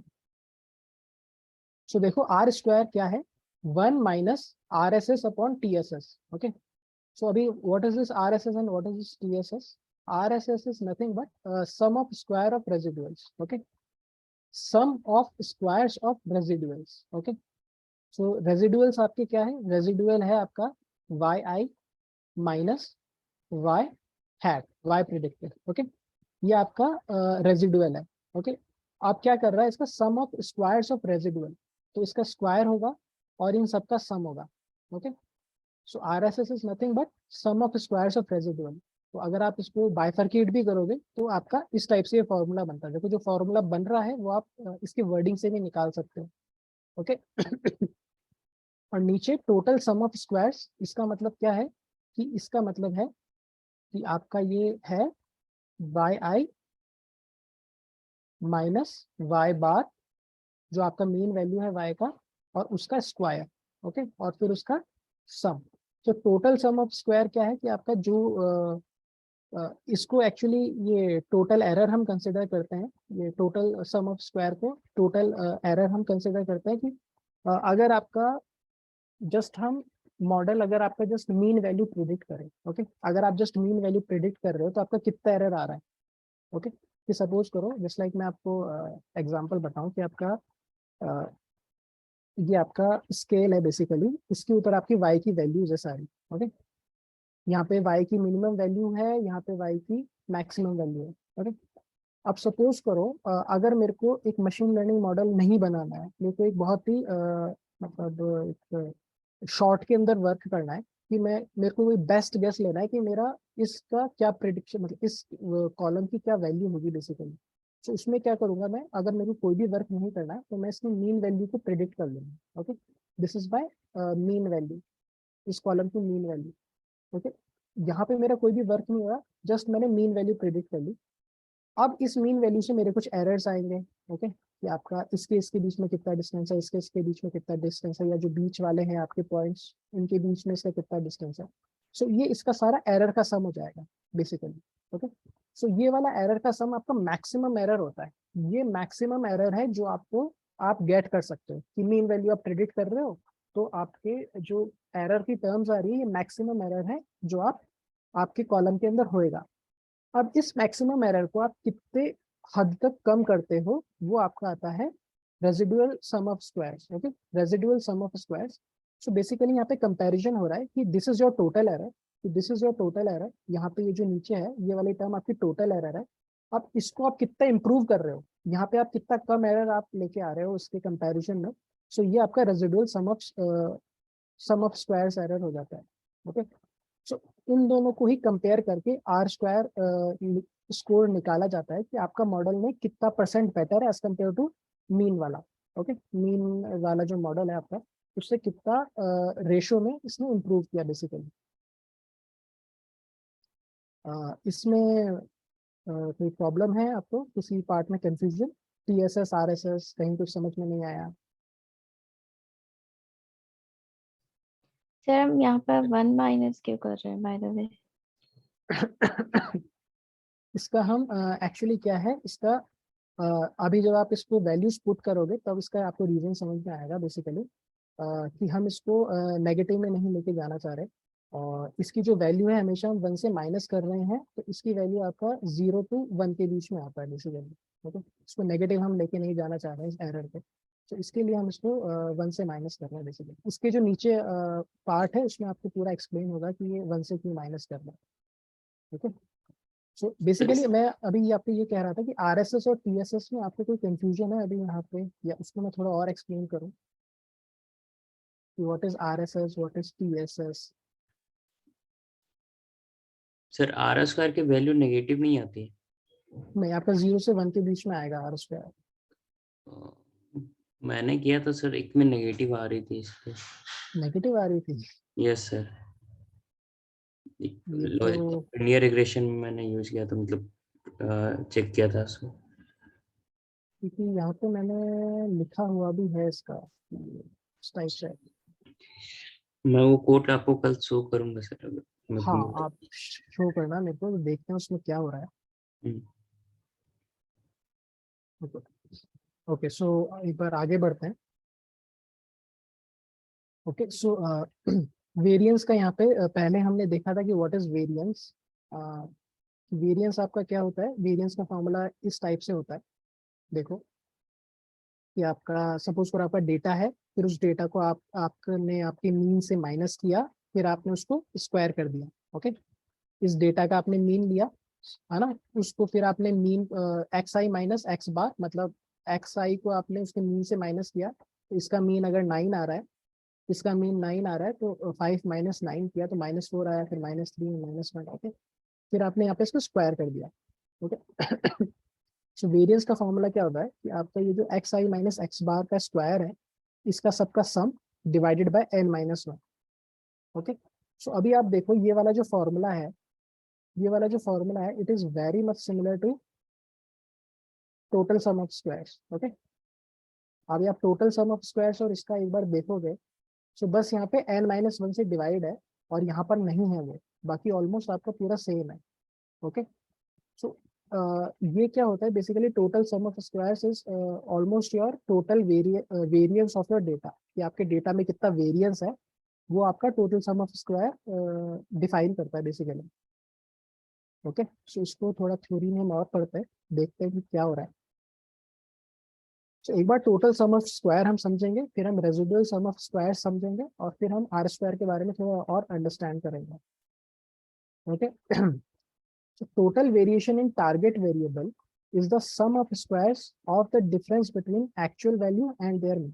Okay, so आपका जो टारगेट वेरिएबल है, आपका जो y है उसका जो टोटल वेरिएशन है वो क्या होता है कि आपका सारे सम ऑफ स्क्वायर्स, आपका जो बेसिकली ये जो डेफिनेशन है, ये आपको इस वाले आपके पॉइंट को यहाँ पे इस वाले फॉर्मूले को ही डिस्क्राइब कर रही है। Basically sum of square of the difference between actual value and their mean. Okay, so आपका एक्चुअल वैल्यू और आपका जो मीन है उसका मतलब स्क्वायर का सम बेसिकली। ओके, सो ये आपका टोटल वेरिएशन है आपके डेटा के अंदर basically.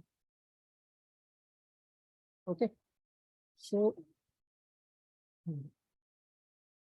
TSS or total sum of squares gives the total variation in y. We can see that it is very similar to variance of y. Okay, अब variance और variation में हल्का सा अंतर है, so this is variation, और अगर आप इसी को n-1 से आप डिवाइड कर देते हो तो आपका वेरिएंस आ जाता है। Okay, while the variance is the average of the sum of the square differences between actual value and data points. Okay, सो आपका जो वेरिएंस होता है वो आपकी एवरेज होता है स्क्वायर का, कि आपका एक्चुअल वैल्यू और डेटा पॉइंट्स का। TSS is the total of the squared sums. Okay, so TSS और उसमें एवरेज का बेसिकली फर्क है दोनों में। Okay, now that we know the total variation in target variable, how do we determine the proportion of this variation explained by our model? Okay, अब हमारे को टोटल वेरिएशन तो पता है, that this is our total variation. So अब हमारे को बताना है कि इस टोटल वेरिएशन का कितना प्रोपोर्शन हमारे मॉडल ने एक्सप्लेन किया। ओके, सो उसको बताने के लिए हमारे को RSS की तरफ जाना पड़ेगा। ओके, सो RSS क्या है आपका, residual sum of squares. Okay, तो TSS आपका टोटल वेरिएशन होता है डेटा में। अब हम RSS के बारे में देखते हैं कि RSS क्या डिनोट कर रहा है। सो RSS आपका हो रहा है, as we discussed before, RSS gives us the total square of the distances of actual point from the regression line. Okay, ये हमारे को टोटल स्क्वायर डिस्टेंस दे रहा है आपका एक्चुअल पॉइंट से और आपका जो रिग्रेशन लाइन का पॉइंट है इसके बीच का जो डिस्टेंस है, बेसिकली इसका स्क्वायर आपको दे रहा है, और इन सबको सम करके आपका स्क्वायर डिस्टेंस दे रहा है basically. Okay, but if we focus on a single residual, अगर हम सिर्फ एक सिंगल रेजिडुअल पे फोकस करें, we can say that it is the distance that is not captured by the regression line. Okay, सो अगर आप एक सिंगल पॉइंट पे अगर आप फोकस करो, सपोज इस वाले पॉइंट पे फोकस करो, ऐसे बहुत सारे पॉइंट होंगे यहाँ पे, सपोज करो एक पॉइंट यहाँ पे है, एक पॉइंट यहाँ पे है, एक पॉइंट यहाँ पे है, इस तरीके से। ओके, सो इन सब के अलग अलग आपके मतलब ये एरर्स होंगे, तो इन सब का स्क्वायर डिस्टेंस का सम करके आपका आरएसएस आ जाता है। सो अगर आप एक सिंगल रेजिडुअल पे फोकस करो, सपोज करो अभी हम इसके ऊपर फोकस कर रहे हैं, सो आरएसएस क्या डिनोट कर रहा है, we can say that it is the distance that is not captured by regression line, कि ये वो डिस्टेंस है जो आपका रिग्रेशन लाइन कैप्चर नहीं कर पाया है। ओके, कि आपकी रिग्रेशन लाइन इस पॉइंट को कैप्चर नहीं कर पाई है, so this is your distance जो आपकी रिग्रेशन लाइन कैप्चर नहीं कर पाई है। Therefore RSS as a whole gives us the variation in the target variable that is not explained by our model. Okay, so RSS हमारे को क्या देता है, ये वो वेरिएशन देता है हमारे को, ये वाला जो है ना, ये वो वेरिएशन हमारे को देता है बेसिकली डेटा में जो हमारा मॉडल एक्सप्लेन नहीं कर पाया है। ओके, सो RSS क्या करता है, मैं एक बार फिर रिपीट कर रहा हूँ, कि हमारे को वो वेरिएशन बताता है हमारे डेटा में जो हमारा मॉडल एक्सप्लेन नहीं कर पाया। Basically it is an error, residual sum of squared error. Okay, basically error होता है ये। सो एरर टर्म जो है ये हमारे को क्या बताती है कि आपका इतना वेरिएशन है वो आप एक्सप्लेन नहीं कर पा रहे हो। ओके, सो आरएसएस आपका है कि ये वाला वेरिएशन है जो आप एक्सप्लेन नहीं कर पा रहे हो, और टीएसएस आपका है आपके पूरे डेटा का सारा वेरिएशन, ये आपका पूरा वेरिएशन है और ये आपका उतना वेरिएशन है जो आप एक्सप्लेन नहीं कर पा रहे हो, और हमारे को निकालना है कि आप कितना वेरिएशन एक्सप्लेन कर पाए हो बेसिकली आपके डेटा में। ओके, सो अब इसको देखेंगे नीचे कि ये हाउ, मतलब जो हमने 1 माइनस किया था उसका क्या रूल है वो अभी हम नीचे देखेंगे। ओके, सो इस पैराग्राफ से 2 पॉइंट्स हमारे को समझ में आते हैं। पहला है कि आपका टीएसएस है, ये आपका डेटा में टोटल वेरिएशन होता है, वो आपका बताता है कि how much total variation is in your data. Okay, basically आप इसको ऐसे भी कह सकते हैं कि आपकी डेटा का मैक्सिमम एरर कितना है। ओके, और आपका रेजिडुअल सम ऑफ स्क्वायर ये क्या बताता है, ये आपका वो एरर बताता है, ये आपका वो वेरिएशन बताता है जो आपकी रिग्रेशन लाइन एक्सप्लेन नहीं कर पाई है। ओके, ये वो वाले एरर्स हैं जो आपकी रिग्रेशन लाइन से छूट गए हैं बेसिकली। ओके, ये वो पॉइंट्स है जो आपकी रिग्रेशन लाइन कवर नहीं कर पाई है। ओके, उसको वो प्लॉट नहीं कर पाई है। सो आपका आरएसएस बताता है कि इतना वेरिएशन आपका मॉडल एक्सप्लेन नहीं कर पाया है and this is your total variation. Okay, sir residual word का क्या मतलब होता है वैसे, रेजिडुअल का? रेजिडुअल का होता है बचा हुआ, बचा हुआ। इतना बचा।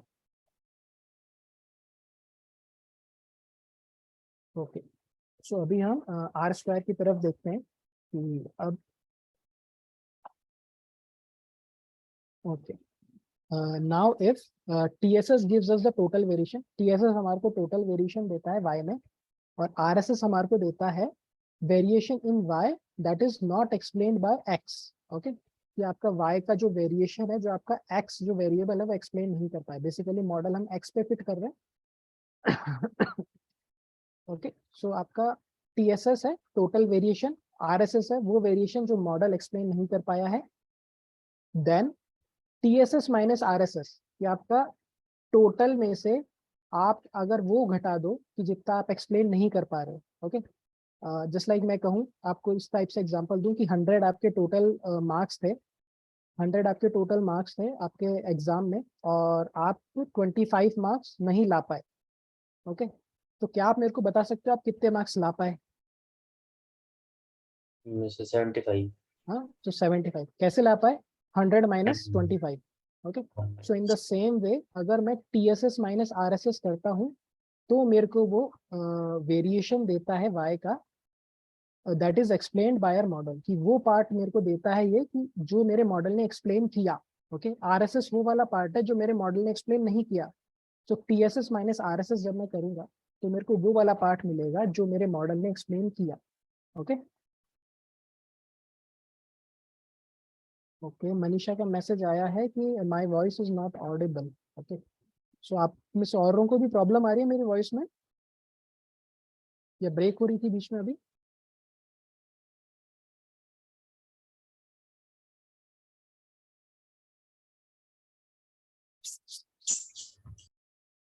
इज माय वॉइस ऑडिबल या ब्रेक हो रही है? सही है सही आ रही है? Yes okay, I guess Manisha आपके कुछ इशू है सिस्टम में।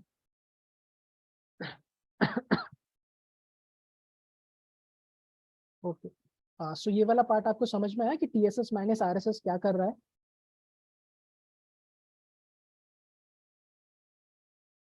यस किसी को डाउट है इसमें तो एक बार आप पूछ लो। ओके, ठीक है, आगे बढ़ते हैं। सो हमारा TSS माइनस RSS क्या कर रहा है, ये मेरे को वेरिएशन बता रहा है जो मेरा मॉडल एक्सप्लेन कर रहा है कि variation in y that is explained by our model. Okay, so we can simply divide this value by TSS to get the proportion of variation in y। Okay, तो सिंपली हम इसको TSS से divide कर देंगे ताकि हमारे को proportion मिल जाए कि कितना प्रोपोर्शन है मेरे एरर का, वो उसने एक्सप्लेन किया।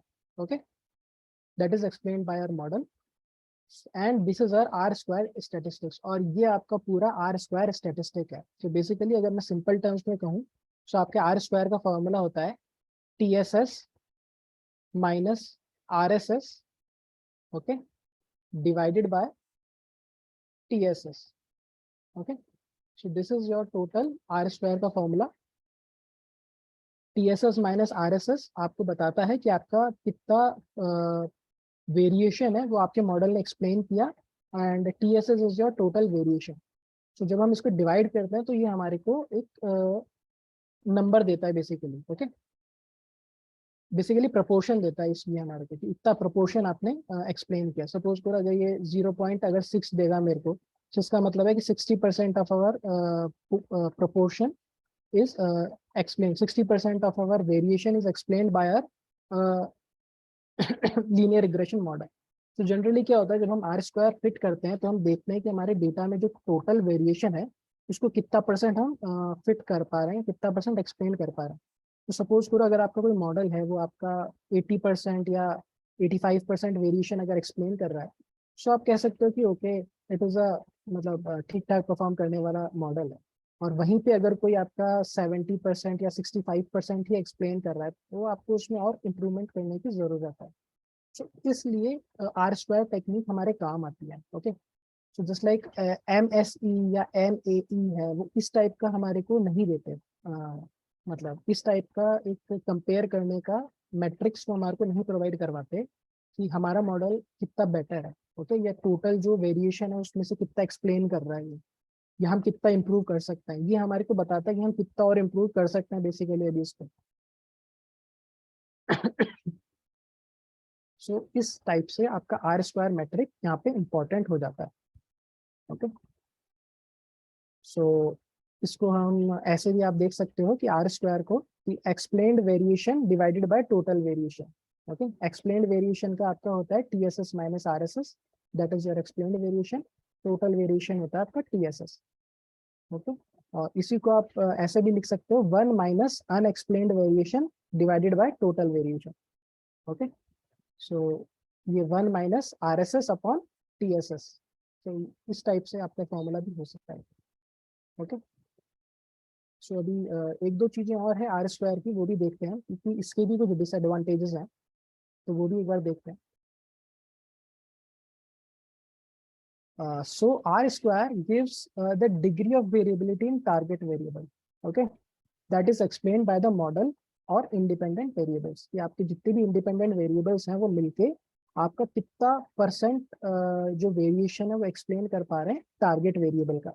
सो वो आपका R स्क्वायर देता है। इफ दिस वैल्यू इज 0.7, अगर इसकी वैल्यू 0.7 है, that means that independent variables या आपके जितने भी इंडिपेंडेंट वेरिएबल्स हैं वो सब मिलके आपका 70% ऑफ वेरिएशन एक्सप्लेन कर पा रहे हैं टारगेट वेरिएबल का। Okay, R square value lies between 0 and 1। Okay, ये 0 से 1 के बीच में ही लाई करती है आर स्क्वायर की वैल्यू। और अगर जैसे हर्ष बता रहे थे उनकी नेगेटिव आ रही है तो एक बार मेरे को भी देखना पड़ेगा कि उन्होंने कैसे क्या किया या किस कारण से उनकी नेगेटिव आ रही है। बट नॉर्मली क्योंकि एक रेशो होता है बेसिकली, तो ये 0 to 1 के बीच में ही आएगा आपका। A higher R square value indicates a higher amount of variability being explained by our model. Okay, अगर आपका R square वैल्यू हाई है जस्ट लाइक 0.9 है या 0.95 है।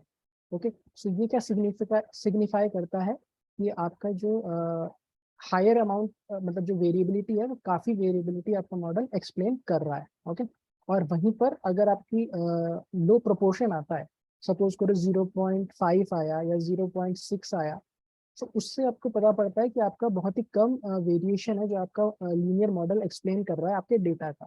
Okay, if we had a really low RSS value, अगर हमारी RSS value काफी लो आएगी, सपोज करो ये डाउन है, RSS वैल्यू आपकी डाउन है, it would mean that regression line was very close to the actual point. इसका क्या मतलब है? RSS वैल्यू डाउन आने का क्या मतलब है कि अगर आपके पॉइंट्स कुछ इस टाइप से थे, अगर आपके पॉइंट्स कुछ इस टाइप से थे, ओके, सपोज करो इस टाइप से आपके पॉइंट है लीनियर रिग्रेशन के अंदर, और आपकी जो लीनियर रिग्रेशन की लाइन है वो बहुत पास से जा रही है इनके से। ओके, सो आपका RSS इसमें बहुत ही कम आएगा। सो इससे आपको पता पड़ता है कि आपका लीनियर मॉडल बहुत अच्छे से फिट हुआ है। Okay, this means that independent variable explain the majority of the variation in the target variable. Majority of the variation है जो आपके टारगेट वेरिएबल का, वो आपके इंडिपेंडेंट वेरिएबल्स एक्सप्लेन कर रहे हैं। Okay, in such case we would have a really high R square value. इस केस में हमारी R स्क्वायर वैल्यू हाई होगी। ओके, अगर आपका RSS कम होएगा, जितना कम आपका RSS होगा उतनी हाई वैल्यू आपकी R स्क्वायर की होगी। ओके, सो इसको आप मैथमेटिकली भी करके देख सकते हो कि सपोज करो आपका TSS आ रहा है, सपोज करो आपका TSS आ रहा है 100, ओके, 100 मानते हैं इसको, और आपका RSS आ रहा है 10, हमारा बहुत ही कम RSS आ रहा है जो कि 10 है। ओके, सो इसको अगर मैं डिवाइड करूंगा 10 बाय डिवाइडेड बाय 100, सो 1/10 आएगा मेरा। ओके, अब इसको मैं 1 माइनस और 1/10 कर रहा हूँ। ओके, सो इसका मैं LCM लूंगा 10 का।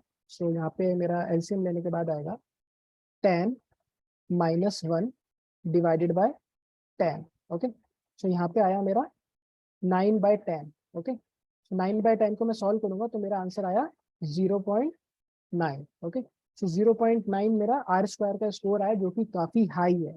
ओके, और इसी के अपोजिट अगर मैं सपोज करो मेरा मतलब टोटल सम ऑफ स्क्वायर अगर 100 है और मेरा RSS अगर आ रहा है सपोज करो 90 आ रहा है। ओके, मेरा RSS काफी ज्यादा आ रहा है, 90 आ रहा है, तो उस केस में क्या होगा कि यहाँ पे 9/10 हो जाएगा। इसको मैं फिर 1 से माइनस करूंगा, सो यहाँ पे 10 minus 9 divided by 10। Okay, so यहाँ पे 1/10 आ जाएगा। तो 1/10 को जब मैं R स्क्वायर अगर मैं इसका निकालूंगा तो यहाँ पे मेरा R स्क्वायर आएगा 0.1। ओके, सो आप देख सकते हो कि मेरा R स्क्वायर कितना कम आया है। ओके, सो मेरा RSS जितना कम होगा मेरा R स्क्वायर उतना ही हाई होगा। ओके, सर ये जैसे RSS by TSS always less than मतलब 0 to 1 के बीच में होगा ना?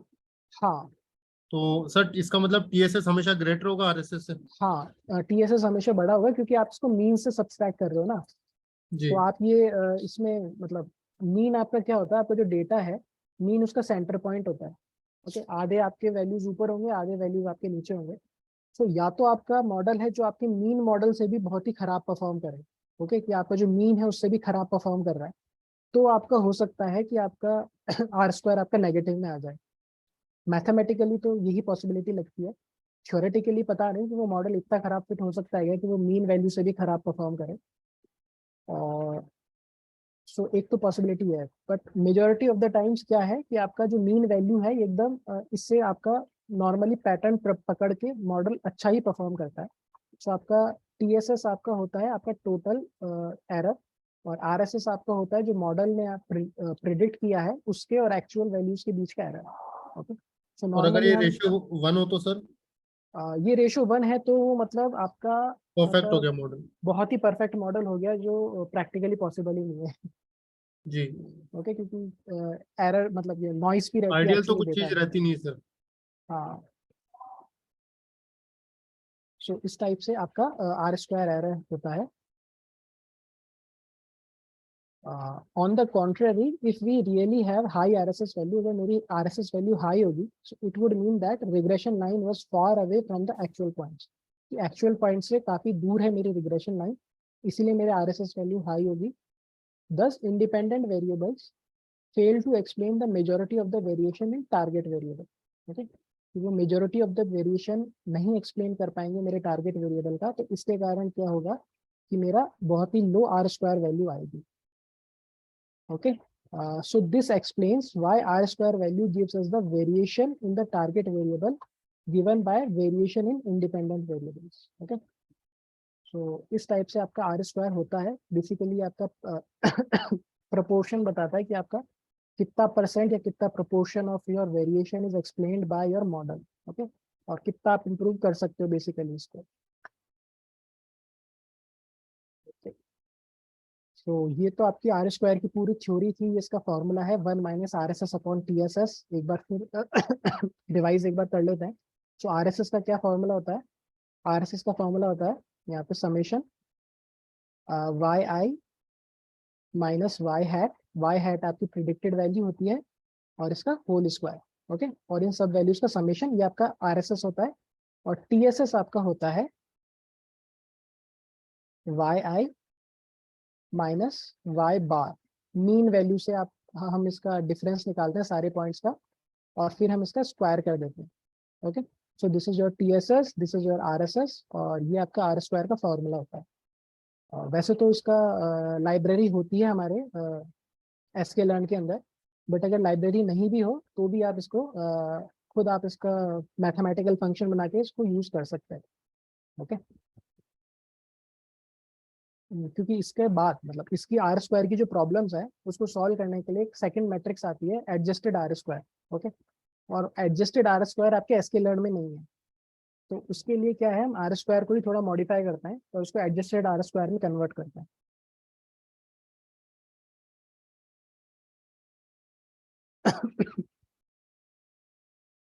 ओके, सो अभी हम आते हैं the problems with R square statistics. कि this matrix is also not perfect. इसमें भी काफी प्रॉब्लम्स हैं, तो देखते हैं इसमें क्या प्रॉब्लम है.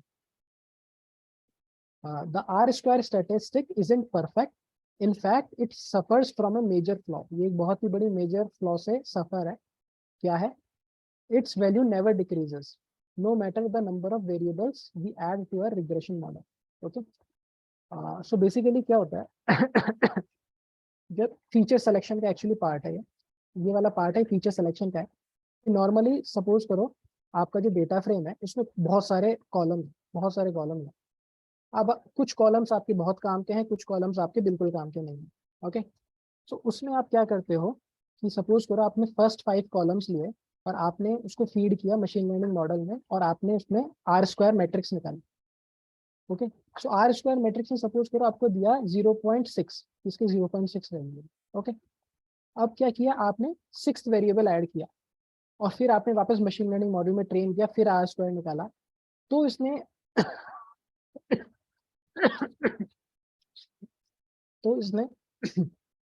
वैल्यू दी 0.7 सपोज करो. ओके, फिर आपने एक और ऐड किया, फिर आपने एक और ऐड किया. सो इसमें क्या है कि जितना आप वेरिएबल्स ऐड करते जाओगे उतना ही आर स्क्वायर का स्कोर बढ़ता जाएगा. नो मैटर कि आपका वेरिएबल है वो आपका वेरिएशन एक्सप्लेन कर रहा है या नहीं कर रहा है, या मतलब वो यूजफुल है कि नहीं है, पर जैसे जैसे आप वेरिएबल ऐड करते जाओगे ये डिक्रीज नहीं होगा. ओके, हो सकता है ये ऐड करने से ना बढ़े, बट ये डिक्रीज कभी भी नहीं होगा. सो ये इसका एक बहुत बड़ा फ्लॉ है कि जो अनइम्पॉर्टेंट वेरिएबल्स हैं उसके लिए भी ये हमारे को नहीं बताता कि आपने मतलब ये अनइम्पॉर्टेंट वेरिएबल ऐड किया है. So this is not good for your model. Okay, तो इसी केस में अगर हम मीन स्क्वायर एरर लें या मीन एब्सोल्यूट एरर लें, तो वो वहाँ पे आपको अगर आप एक मतलब कम इम्पोर्टेंट वाला जो फीचर अगर आप ऐड करते हो तो सडनली वो शूट अप हो जाता है. ओके, क्योंकि आपको ढंग से फिट नहीं कर रहा आपका डेटा. ओके, कुछ रॉन्ग इन्फॉर्मेशन आ गई तो आपका एरर बढ़ गया. बट ये जो वेरिएशन वाला पार्ट है यहाँ पे वो उसमें इतना सेंसिटिव नहीं है बेसिकली. ओके, सो उस चीज को यहाँ पे इसकी कमी है ये. सो एक बार देखते हैं कि कैसे क्या करता है. Even if we add redundant variables to the data, कि हम रिडंडेंट वेरिएबल्स भी अगर ऐड करते हैं डेटा में, the value of R square does not decrease. It either remains the same, या तो सेम रहती है या बढ़ती है with the addition of new independent variable. this clearly does not make sense because some of the independent variables might not be useful in determining the target variable. Okay, so उस case में क्या होता है कि मतलब आपके मतलब कुछ वेरिएबल्स हैं, इंडिपेंडेंट वेरिएबल्स हैं, वो हेल्पफुल नहीं होते उसको डिटरमाइन करने के लिए. सो जस्ट लाइक सपोज करो अगर आपको बाल मतलब बालों से पता करना है, जैसे लाइक बायस वेरिएंस में मैंने ये एग्जांपल लिया तो मेरे को भी याद है. तो उसमें क्या है, एक एग्जांपल है कि सपोज करो अगर आपको बालों से किसी के हेयर से अगर आपको बताना है कि उसका जेंडर क्या है, कि वो मेल है या फीमेल है. ओके, सो इसके अंदर पहले तो एक वेरिएबल था हेयर कलर, कि आप हेयर के कलर से बता सकते हो कि who is male and who is female. Okay, so ये वाला जो वेरिएबल है, ये वाला जो कॉलम है, वो इतना शायद यूजफुल ना है, नहीं हो मेरे लिए. बट हो सकता है मैं हेयर की लेंथ से मैं बता सकूं कि who is male and who is female. Okay, हालांकि ये भी एक कल्चरल बायसनेस का मतलब ये टूवर्ड्स करता है कि हो सकता है किन्हीं कल्चर्स में मेल्स भी लंबे बाल रखते हैं, फीमेल्स नहीं रखते हैं, बट फिर भी ओवरऑल ये मेरे को अच्छी एक्यूरेसी देगा. Okay, hair length. सो इस तरीके से आप देख सकते हो कि अगर मैं मेरा आर स्क्वायर के अंदर अगर मैं यूज करता, तो हेयर लेंथ हो सकता है मेरे को अच्छा आर स्क्वायर का स्कोर दे, बट क्योंकि मैं इसमें हेयर कलर भी ऐड कर रहा हूँ जो कि कोई रिलेशन नहीं रखता कि आपका जेंडर के साथ, सो उस केस में भी मेरा जो आर स्क्वायर है वो डिक्रीज नहीं होगा. ओके, वो या तो कांस्टेंट रहेगा या बहुत ही स्लाइटली इंक्रीज होगा. So this is the major flaw of R square statistic. Okay, और इसी को कंपेंसेट करने के लिए एडजस्टेड आर स्क्वायर आता है. एडजस्टेड आर स्क्वायर क्या करता है कि आपके जो भी नॉन इम्पॉर्टेंट कॉलम्स होते हैं उनको पीनलाइज करता है बेसिकली. जैसे ही आप उनको ऐड करते हो, अगर वो कंट्रीब्यूट नहीं कर रहे वेरिएशन एक्सप्लेन करने में, तो वो पीनलाइज करता है आर स्क्वायर को, और आपका आर स्क्वायर स्टैटिस्टिक कम हो जाता है बेसिकली. ओके, सो ये फ्लॉ होता है आपके आर स्क्वायर स्टैटिस्टिक के अंदर. Okay, so R square statistic को एक बार हम इम्प्लीमेंट करके देखते हैं कि sklearn में आप इसको कैसे इम्प्लीमेंट करते हो. ओके, सो सो यहाँ पे sklearn.matrix से इंपोर्ट r2 स्कोर. ओके, सो इस तरीके से आप आर स्क्वायर स्कोर को इंपोर्ट करते हो. सो यहाँ पे मैंने r2 एक वेरिएबल लिया है. इस वेरिएबल में मैं यहाँ पे इसकी r2 स्कोर को स्टोर करा रहा हूँ. सो आर स्क्वायर अंडरस्कोर स्कोर, यहाँ पे मैं वाई टेस्ट और वाई प्रेडिक्शन जो हमारे कॉलम्स हैं वो दे रहा हूँ. ओके, और फिर मैं जो भी एंट्री है उसको मेरे डेटा फ्रेम के अंदर स्टोर कर रहा हूँ एरर डीएफ में. सो अभी आप देखो मेरा आर स्क्वायर आ रहा है 0.79. ओके, सो ये मेरा 79% ऑफ मेरा वेरिएशन जो डेटा का है वो एक्सप्लेन कर रहा है. ओके, ऑलमोस्ट 80% ये मेरा वेरिएशन एक्सप्लेन कर रहा है डेटा का. सो ये था हमारा आर स्क्वायर. और इसके बाद ये हमारी आज की आखिरी मैट्रिक्स है, एडजस्टेड आर स्क्वायर. ओके, और इसका एक बहुत ही प्यारा सा फॉर्मूला है जो आपके नीचे दिख रहा होगा. सो आर स्क्वायर के फॉर्मूले के बाद जब आपने वो समझ लिया, तो थोड़ा सा पेशेंस रख के आप ये भी समझ लोगे. ओके, सो सब साथ में रहना. एडजस्टेड आर स्क्वायर ज़्यादा कॉम्प्लिकेटेड नहीं है. ओके, सो एडजस्टेड आर स्क्वायर की थ्योरी समझते हैं पहले.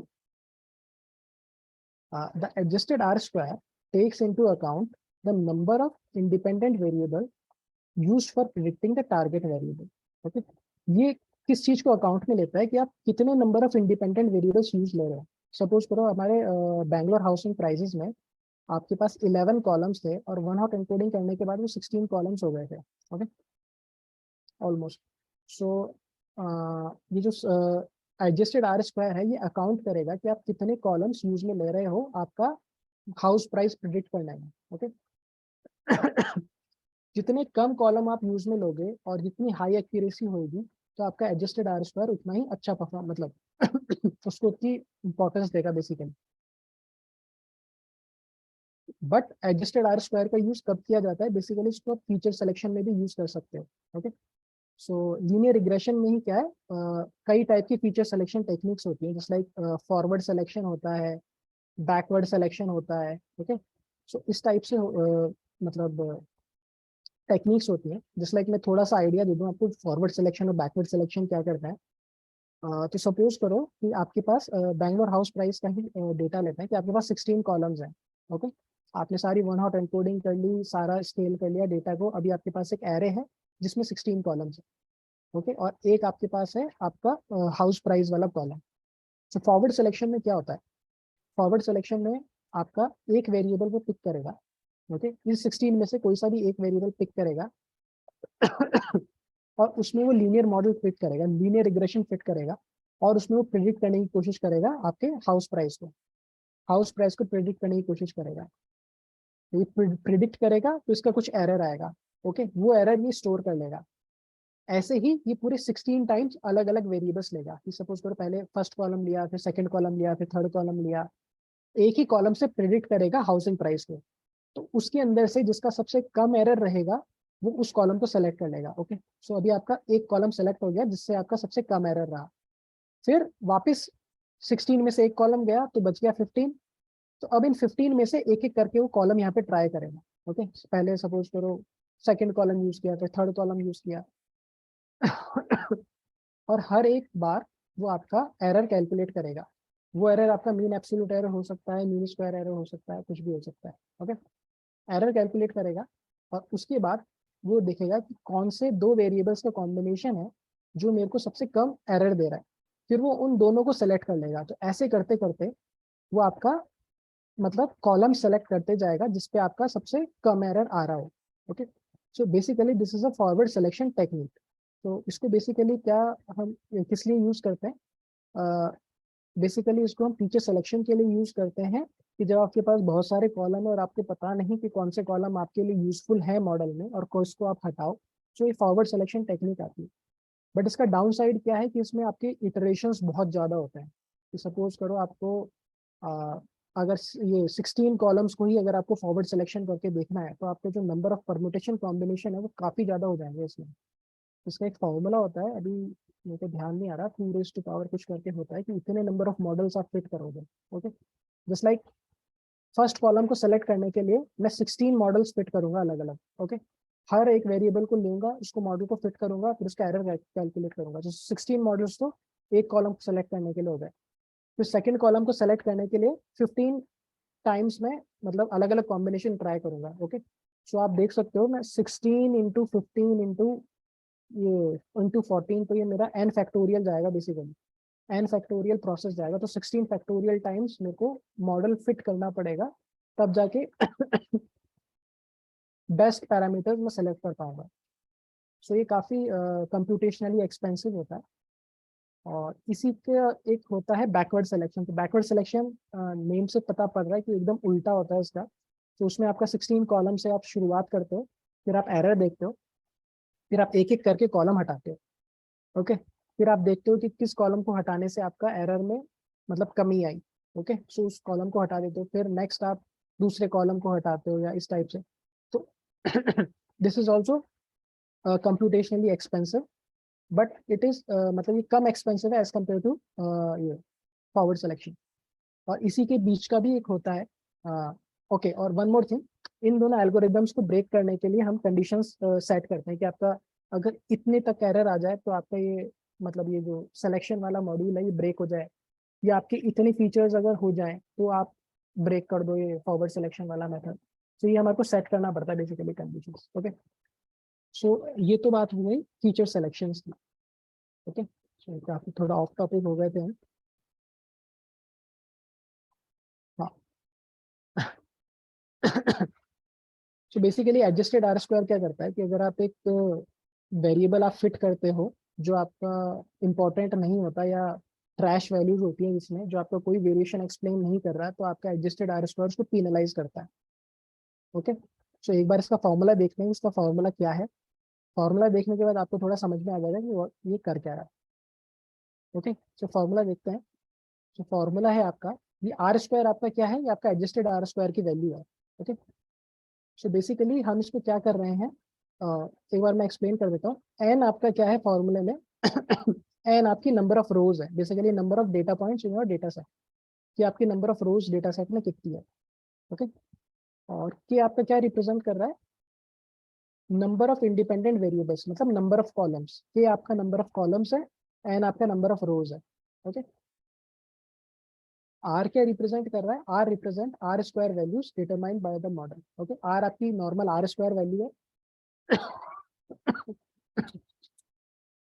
आर स्क्वायर आपकी नॉर्मल वैल्यू है, एन आपका नंबर ऑफ रोज है, और के आपके नंबर ऑफ कॉलम्स है। ओके, सो बेसिकली आप क्या कर रहे हो, इसको थोड़ा सिंप्लीफाई करें तो 1 माइनस आर स्क्वायर, ये आप आर स्क्वायर को 1 में से माइनस कर रहे हो बेसिकली, और फिर आप यहाँ पे क्या रेशो ले रहे हो, आप यहाँ पे रेशो ले रहे हो कि आपके रोज, नंबर ऑफ रोज में से आप 1 माइनस कर रहे हो, और इसको आप डिवाइड कर रहे हो row minus columns, number of columns minus 1। Okay, और इस पूरे एक्सप्रेशन को आप 1 से माइनस कर रहे हो। ओके, सो इसकी एक्सप्लेनेशन मेरे को भी नहीं आती कि ये कैसे फॉर्मूला डिराइव हुआ, बट ये फॉर्मूला है। ओके, और बेसिकली क्या करता है कि आपके जितने नंबर ऑफ कॉलम्स ज्यादा होंगे ये उसको पेनलाइज करता है बेसिकली। ओके, सो इस टाइप से एक बार इसको देखते हैं नीचे इसका फॉर्मूला और कैसे काम करता है, बट दिस इज, ये इसका फॉर्मूला है। Okay, adjusted R square. So एक बार देखते हैं इसमें कैसे कैसे क्या क्या फंक्शन परफॉर्म हो रहा है। So if R square does not increase, कि अगर आर स्क्वायर इंक्रीज नहीं होता significantly on addition of a new independent variable, कि सपोज करो आपने एक नया कॉलम ऐड किया और आपका आर स्क्वायर इंक्रीज नहीं हुआ, then the value of adjusted r square will actually decrease। okay, तो आपकी जो adjusted r square की वैल्यू होगी वो डिक्रीज होगी। कैसे, कि सपोज करो आपने एक नया कॉलम ऐड किया, के आपका कॉलम था। ओके, सो के की वैल्यू इंक्रीज हुई, के की वैल्यू अगर यहाँ पे इंक्रीज होगी, सो आपका ये वाला जो एक्सप्रेशन है, जो नीचे ब्रैकेट वाला एक्सप्रेशन है, इसकी वैल्यू डिक्रीज होगी। ओके, क्योंकि आपका के माइनस में है, तो जितना ज्यादा माइनस होगा उतनी ज्यादा इसकी वैल्यू डिक्रीज होगी। ओके, अब अगर डिनोमिनेटर की वैल्यू डिक्रीज हो रही है, सो आपका ये वाला जो एक्सप्रेशन है, ये पूरा स्क्वायर ब्रैकेट वाला एक्सप्रेशन है, इसकी वैल्यू इंक्रीज होगी। ओके, स्क्वायर ब्रैकेट वाले ये जो है, इसकी वैल्यू इंक्रीज होगी एक्सप्रेशन की। ओके, अब इसकी वैल्यू अगर इंक्रीज हुई तो आप यहाँ पे 1 माइनस कुछ एक्सप्रेशन कर रहे हो। ओके, अब ये वाला एक्सप्रेशन की वैल्यू अगर इंक्रीज होगी, सो 1 माइनस, तो ये टोटल नेगेटिव में टर्म जाएगी। सो इस पूरा जो एक्सप्रेशन है, पूरा एडजस्टेड आर स्क्वायर है, इसकी वैल्यू डिक्रीज होगी। ओके, सो आप देखो आपका के की वैल्यू इंक्रीज होने से आपका एडजस्टेड आर स्क्वायर है वो डिक्रीज हो रहा है। ओके, सो इस तरीके से आप देख सकते हैं कि आपका अगर नंबर ऑफ कॉलम अगर आपका बढ़ रहा है और आपका आर स्क्वायर में कोई चेंज नहीं आ रहा है, तो आपका एडजस्टेड आर स्क्वायर वो कम कर देगा।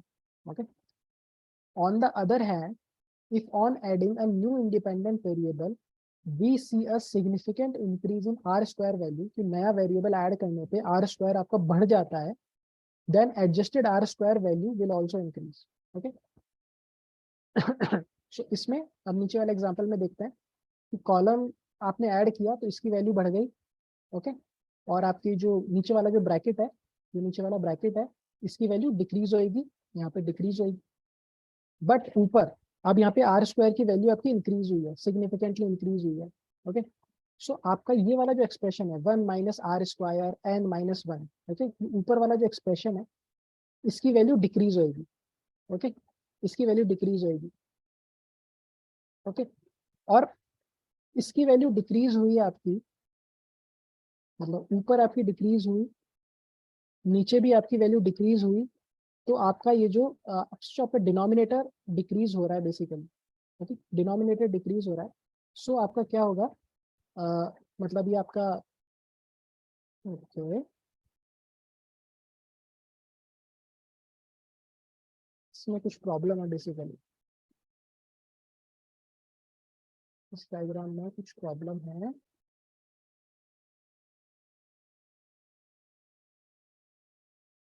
कि आपका के इंक्रीज हुआ, यहाँ पे डिनोमिनेटर डिक्रीज हुआ, आपका आर भी वहाँ पे इंक्रीज हुआ क्योंकि ये नेगेटिव में है, सो आपका ये एक्सप्रेशन नेगेटिव में आ जाएगा और इससे मल्टीप्लाई होगा, तो ये भी आपका ऊपर वाला एक्सप्रेशन भी आपका डिक्रीज होगा क्योंकि नेगेटिव में आपका आएगा। ऊपर भी डिक्रीज हो रहा है, नीचे भी अगर डिक्रीज हो रहा है, सो आपका यहाँ पे वैल्यू एक्चुअली इंक्रीज हो रही है, ओके क्योंकि शायद ओके न्यूमरेटर आपका डिक्रीज हो रहा है, तो आपकी वैल्यू इंक्रीज हो रही है इस पूरे एक्सप्रेशन की, क्योंकि वो डिवाइड होएगा। सो ओके ये डिवाइड होएगा, सो ये इसकी वैल्यू इंक्रीज हुई, इसकी वैल्यू इंक्रीज होने से ओवरऑल की इंक्रीज नहीं होगी, इसकी वैल्यू एक्चुअली डिक्रीज होनी चाहिए थी। ऊपर वाला यहाँ पे जो स्क्वायर ब्रैकेट है इसकी वैल्यू डिक्रीज होनी चाहिए थी। ओके ये मैं आपको देख के बताऊंगा इसमें क्या है, शायद इस डायग्राम में थोड़ा सा मिस्टेक है। तो बेसिकली यही होता है कि अगर आपका आर स्क्वायर इंक्रीज हो रहा है तो आपका एडजस्टेड आर स्क्वायर भी इंक्रीज होएगा। ओके तो इस टाइप से बेसिकली इसके अंदर प्रॉब्लम है, इसलिए शायद सही से ड्रॉ नहीं हुआ है। उसको नेक्स्ट क्लास में बताऊंगा मैं आपको। सर जब फीचर्स इंक्रीज होगा तो R square decrease, adjusted R square decrease होगा, एडजस्ट हो जाएगा वो। नहीं आप क्या कह रहे हो कि आपका जब फीचर आपका इंक्रीज हो रहा है, हाँ तो मतलब कॉलम आपका इंक्रीज हो रहा है, number of columns sir. Increase हो रहा है। हाँ हाँ, तो उसमें फिर ये एडजस्टेड आर स्क्वायर डिक्रीज होगा, इसका वैल्यू डिक्रीज होते जाएगा। नहीं एडजस्टेड आर स्क्वायर डिक्रीज देखो एडजस्टेड आर स्क्वायर डिक्रीज तब होगा कि जब आपका एक नॉन इम्पोर्टेंट वैल्यू कॉलम अगर आप ऐड करोगे और आपका आर स्क्वायर इंक्रीज नहीं होता है उससे, और आपने एक फालतू का कॉलम ऐड कर दिया आपके मशीन लर्निंग मॉडल में, तो आपका एडजस्टेड आर स्क्वायर उसको डिक्रीज कर देगा। और ये कमी थी आपके आर स्क्वायर में कि वो उस टाइम पे उसको डिक्रीज नहीं कर रहा था। ओके तो इससे हमारे को पता पड़ेगा कि अगर कोई कॉलम है वो नॉन इम्पोर्टेंट कॉलम है और अगर हम उसको ऐड करें हमारे मॉडल में, तो एडजस्टेड आर स्क्वायर क्या है उसको, आपके मॉडल का जो एडजस्टेड आर स्क्वायर वैल्यू है उसको वो डिक्रीज कर देगा। ऑन द अदर हैंड अगर कोई वेरिएबल आप ऐड कर रहे हो जो कि आपके मॉडल को कंट्रीब्यूट कर रहा है पॉजिटिवली उसको डिसाइड करने में, तो उस केस में क्या होगा, आपका एडजस्टेड आर स्क्वायर इंक्रीज होएगा। ओके इसकी एडजस्टेड आर स्क्वायर की वैल्यू भी 0 से 1 के बीच में ही रहती है, same as R square. But इसमें क्या होता है कि ये सेंसिटिव होता है आपके जो फालतू के जो कॉलम्स होते हैं उनको ऐड करते हो तो उसके प्रति ये सेंसिटिव होता है। तो जब आप वो ऐड करते हो तो खुद को डिक्रीज कर लेता है। मतलब इसकी फंक्शनिंग तो इस टाइप से ही होती है। इसके फॉर्मूले में एक्चुअली अभी यहाँ पे कुछ इशू लग रहा है मेरे को, बट इसकी फंक्शनिंग में मैं श्योर हूँ कि जब भी आप एक नॉन इम्पॉर्टेंट कॉलम ऐड करते हो तो आपका एडजस्टेड आर स्क्वायर डिक्रीज हो जाता है। और जब भी आप कोई काम का वेरिएबल ऐड करते हो, सपोज करो जो मॉडल को बहुत हेल्प कर रहा है जिससे आर स्क्वायर आपका बढ़ रहा है काफी, तो उस केस में आपका एडजस्टेड आर स्क्वायर भी इंक्रीज होता है।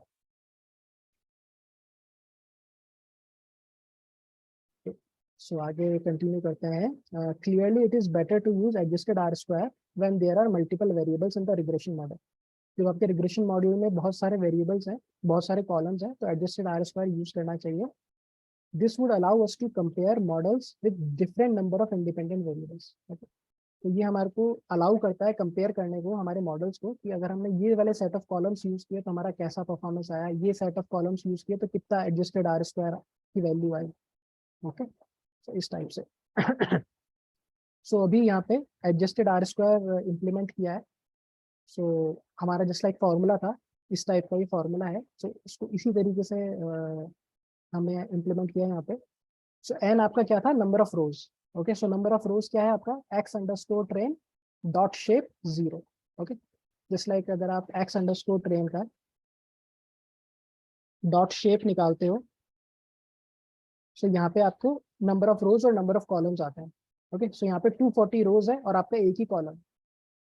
सो यहाँ पे अगर मेरे को नंबर ऑफ रोज चाहिए, एन की वैल्यू चाहिए, सो मैं इसमें शेप और यहाँ पे स्क्वायर ब्रैकेट में 0 कर दूंगा, तो यहाँ पे मेरे को इसकी फर्स्ट वैल्यू आ जाएगी जो कि 240। ओके ऐसे ही मेरे को नंबर ऑफ कॉलम्स चाहिए मेरे डेटा फ्रेम में, तो मैं 1 कर दूंगा यहाँ पे और मेरे नंबर ऑफ कॉलम्स आ जाएंगे। ओके सो इस वैल्यू को मैंने के में स्टोर करा लिया और एन में मेरी नंबर ऑफ रोज है और अभी मैं एडजस्टेड आर स्क्वायर का फॉर्मूला रख रहा हूँ। सो एडजस्टेड आर स्क्वायर का यहाँ से फॉर्मूला देखते ही लिखा है 1 माइनस, यहाँ पे पहले 1 माइनस R2, R2 मेरा क्या है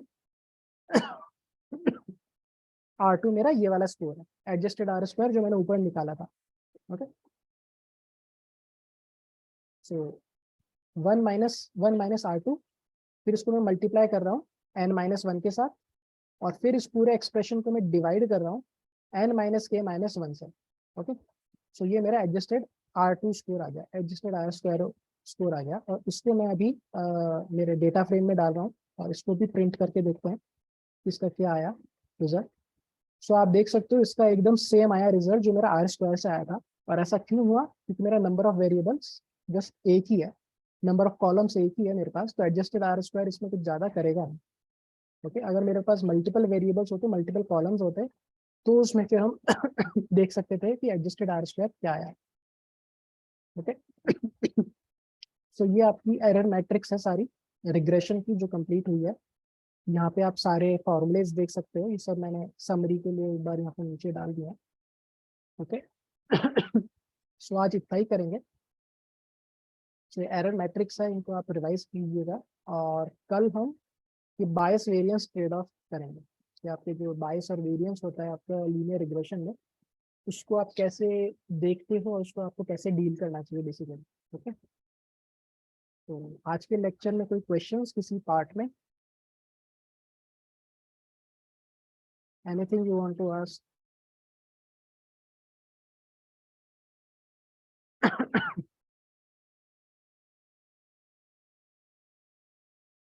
ओके देन आज के लिए फिर रैप अप करते हैं सेशन को। Okay everybody. Sir, yes. Thank you sir. Actually ये रिग्रेशन से रिलेटेड थोड़ा सा था. हाँ It's not a common problem regarding whatever we are studying right now. Actually, मैं जिस डोमेन में हूँ वहाँ पर जो कॉकपिट के अंदर जो मॉडल्स यूज होते हैं, अभी जैसे सारे एयरक्राफ्ट फ्लाई बाय वायर से होते हैं, है ना, तो उसमें जो इलैक मॉडल्स यूज करते हैं, जो प्राइम कंप्यूटर सेकेंडरी कंप्यूटर से एक इनपुट आता है ऑटो पायलट में, है ना, तो इलैक मॉडल से ये दो प्लॉट जनरेट करते हैं, लाइक एक में चेंजेस करते हैं जो अपडेट किया है और एक पुराना है, दोनों में एक सेम सेट ऑफ इनपुट्स पास करते हैं और दोनों के प्लॉट्स करते हैं. तो ये लोग यहाँ पे बोलते हैं कि नॉन रिग्रेशन स्टडी करना है आपको, और उस स्टडी में बोलते हैं कि ये जो प्लॉट्स आ रहे हैं इसके बीच में वेरिएशन कितना आ रहा है.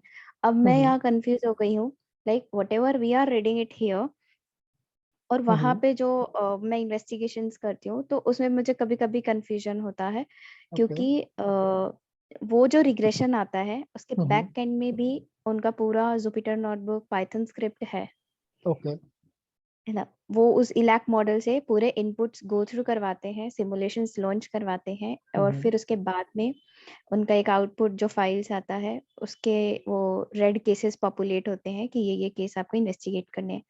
Now I am getting confuse कि रिग्रेशन जो हम यहाँ पढ़ रहे हैं, आई नो जो एमएल का ओरिजिन है आरएसएम, पहले जो वो कन्वर्जेंस चेक करते थे हम,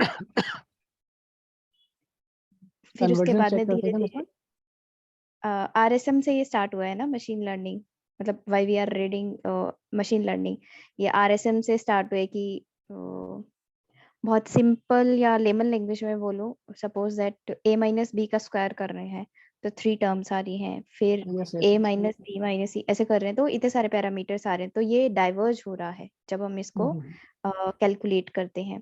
तो आरएसएम से वो चीजें कन्वर्ज हो रही थी हमारी, फिर उसके बाद ये मशीन लर्निंग आया तो यहाँ पे हम डेटा फीड करके जैसे निकाल रहे हैं. तो मेरा जो रिग्रेशन डोमेन में है वो, और ये वाला जो रिग्रेशन है थोड़ा सा मेरे को कंफ्यूज कर रहा है. देखो, सबसे पहले तो मैं आपको बताना चाहता हूँ कि हमने अभी तक रिग्रेशन पढ़ा ही नहीं है. ओके, हमने अभी तक जस्ट फीचर इंजीनियरिंग देखा है, अभी तक हमने रिग्रेशन वाला पार्ट टच ही नहीं किया है.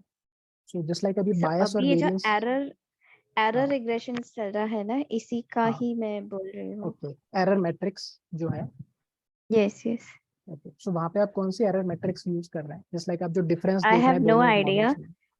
because they don't let us know कि what they are changing, what they are like doing in spec, वो नहीं बताते हैं हमें कि क्या बुलियन यूज कर रहे हैं, उनके स्पेक्स में क्या चेंजेस हैं. हो सकता है वो कोई कस्टम एरर मैट्रिक्स यूज कर रहे हैं, डेफिनेटली पॉसिबिलिटी है. यस यस यस, मुझे भी ऐसा लगा, क्योंकि स्क्रीन शेयर में वो दिख जाते हैं स्पेक्स, तो पता पड़ रहा है कि ये बुलियन उन्होंने ऐड किया, तो डेफिनेटली वो कस्टम कर रहे हैं. क्योंकि ये तो काफी सोफिस्टिकेटेड चीजें होती है, और मतलब कई कंट्रीज को ईयर्स लग जाते हैं इन सब चीजों को डेवलप करने में.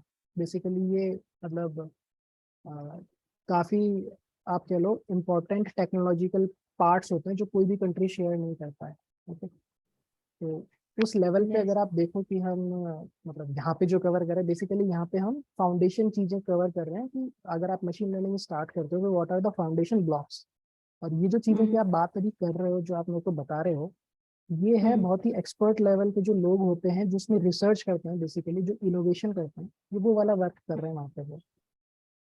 ओके, सो उसको आप यहाँ से आप कंपेयर नहीं कर सकते बेसिकली इन दोनों चीजों को। आपको उस रिग्रेशन में मतलब रिग्रेशन कैसे वो बन रहा है कैसे वो प्लॉट कर रहा है या बेसिक जो चीजें हैं जो अभी हम पढ़ रहे हैं यहाँ पे हो सकता है उन्होंने भी वही यूज करके उसका कुछ बनाया हो, बट एग्जैक्टली वो लोग क्या कर रहे हैं वहाँ पे वो तो मैं आपको यहाँ से नहीं बता सकता बेसिकली। और मेरे को कोई एक्सपीरियंस भी नहीं है इस चीज का क्योंकि मेरा कोई एक्सपोजर भी नहीं है इस टाइप के डेटा का या इस टाइप के प्रॉब्लम्स का। Okay. That is No, the no, thing. they are using this same coding language, like जो SNS अपने जो libraries in ओके upload कर रहे हैं, they are using the same libraries in their Jupyter notebooks, and for each aircraft they have some defined input का उनका एक notebook है, और वही सिमुलेशन करने के बाद में वो एज ए आउटपुट हमें पास करते हैं। Okay, so what is your job कि आप लोग क्या करते हो उस टाइम में जब वो आपको देते हैं डेटा तो? So we just investigate those red cases and we are to send them the root cause behind it कि आप Okay. एयरक्राफ्ट के साथ ये मैन्यूवर कर सकते हो, अगर इसके अंदर ये चेंजेस है तो इस तरीके से ये कंट्रोल किया जा सकता है और ये मैन्यूवर इनऑपरेटेबल है, आप ये नहीं कर सकते हो। तो वो अपने फिर So basic, चेंजेस करते हैं उसके अकॉर्डिंग। so आप डेटा एनालिसिस करके देते हो basically? No sir, validate, verify and validate. So ये आप कैसे करते हो ये वेरीफाई वैलिडेट? आपके कोई मशीन लर्निंग एल्गोरिथम्स यूज करते हो उसमें? We don't use, they have provided us some tools, okay okay, but तो ये तो बैकएंड क्या में हमको देखना पड़ता है कि ये क्या इनपुट दे रहे हैं, क्यों कर रहा है, कैसे है, प्लॉट्स कैसा आ रहा है, कोड में ओके। कहीं गलती तो नहीं है। सो अभी क्या है हम एरर प्लॉट्स भी एक्चुअली देखेंगे कि एरर प्लॉट्स आपके कैसे आते हैं, आपका हाई बायस या हाई वेरिएंस होता है वो कैसे आपको इम्पैक्ट करता है आपके मॉडल में। सो वो सारी चीजें अभी हमने डिस्कस नहीं करेंगे। ओके अभी हमने एरर मैट्रिक्स देखा है जस्ट। अभी इसका इफेक्ट इन एरर मैट्रिक्स का इफेक्ट आपके जो मॉडल के ऊपर होता है कि कौन सा मॉडल आपका ओवरफिट होता है कौन सा अंडरफिट होता है, कैसे आपको पता पड़े कि आपका मॉडल है कि ये सही ट्रेन नहीं हुआ है। वो आपके ग्राफ्स आप एरर ग्राफ्स जब आप प्लॉट करते हो तब आपको पता पड़ता है बेसिकली, तो वो हम आगे कवर करेंगे। और लीनियर रिग्रेशन में भी मल्टीपल लीनियर रिग्रेशन होता है, उसके अंदर ये टाइप्स होते हैं आपके कि आप कौन से वेरिएबल्स को क्या इंपॉर्टेंस दे रहे हो बेसिकली। स्टैटिस्टिक्स टेस्ट होते हैं basically just like P statistic होता है। ओके, और आपका टी टेस्ट होता है, आपका अनोवा टेस्ट होता है, कई टाइप के स्टैटिस्टिक्स टेस्ट होते हैं आपके डेटा सेट के ऊपर। तो ये सारी चीजें क्या है थोड़ी हाई स्टैटिस्टिक्स के अंदर चली जाती है, उसमें मैथमेटिक्स भी काफी आती है। तो ये सारे टेस्ट होते हैं आपके रिग्रेशन के ऊपर। बेसिकली रिग्रेशन हम इतना डिटेल में इसलिए पढ़ते हैं, हालांकि यूज नहीं आता, लीनियर रिग्रेशन बहुत कम यूज आता है, बट ये ऐसी मशीन लर्निंग एल्गोरिदम है जिसपे जो ऑपरेशंस जो हम परफॉर्म कर रहे हैं उसको हम इनके कंसेप्ट को हम बाकी एल्गोरिदम्स पे परफॉर्म मतलब करते हैं। और समझना लीनियर रिग्रेशन को सबसे ज्यादा आसान है क्योंकि हमारे को इसमें ये पता पड़ता है कि बिहाइंड द सीन्स ये कर क्या रहा है। ओके, एक्चुअली हाँ, इसके पीछे का समझना काफी आसान होता है। अब इसी में अगर आप एक्सजी बूस्ट को ले लो या आप न्यूरल नेटवर्क्स को अगर ले लो तो उसमें आप पता नहीं लगा सकते कि मॉडल कैसे फंक्शन कर रहा है इंटरनली। ओके, आपका इनपुट कैसे गया कैसे ट्रांसफॉर्म हुआ, वो रीजन क्या था कि जिस वजह से आपका ये वाला आउटपुट आया, वो बैक ट्रैक करना काफी मुश्किल हो जाता है। तो इसीलिए लीनियर रिग्रेशन को थोड़ा ढंग से पढ़ा जाता है ताकि हम जो कंसेप्ट है बेसिक कंसेप्ट है इसके कि आपका एरर का प्लॉट कैसे होता है या आपका कौन से वेरिएबल्स इंपॉर्टेंट होते हैं या कुछ स्टैटिस्टिक्स के टेस्ट हैं, वो हम इसके ऊपर सीखते हैं और फिर ये वाली लर्निंग हम बाकी मॉड्यूल्स में यूज करते हैं। ओके, तो आप एक बार आगे की क्लासेस एक बार देखना लेके कि आपको वेरिएंस के बाद या लीनियर रिग्रेशन या मल्टीपल लीनियर रिग्रेशन की क्लास के बाद आपको फिर भी कोई डाउट रहता है या कुछ ऐसे रहता है तो फिर आप डिस्कस करना। Okay, sure, thank you. Okay, और किसी को कुछ पूछना है या आज रैपअप करें?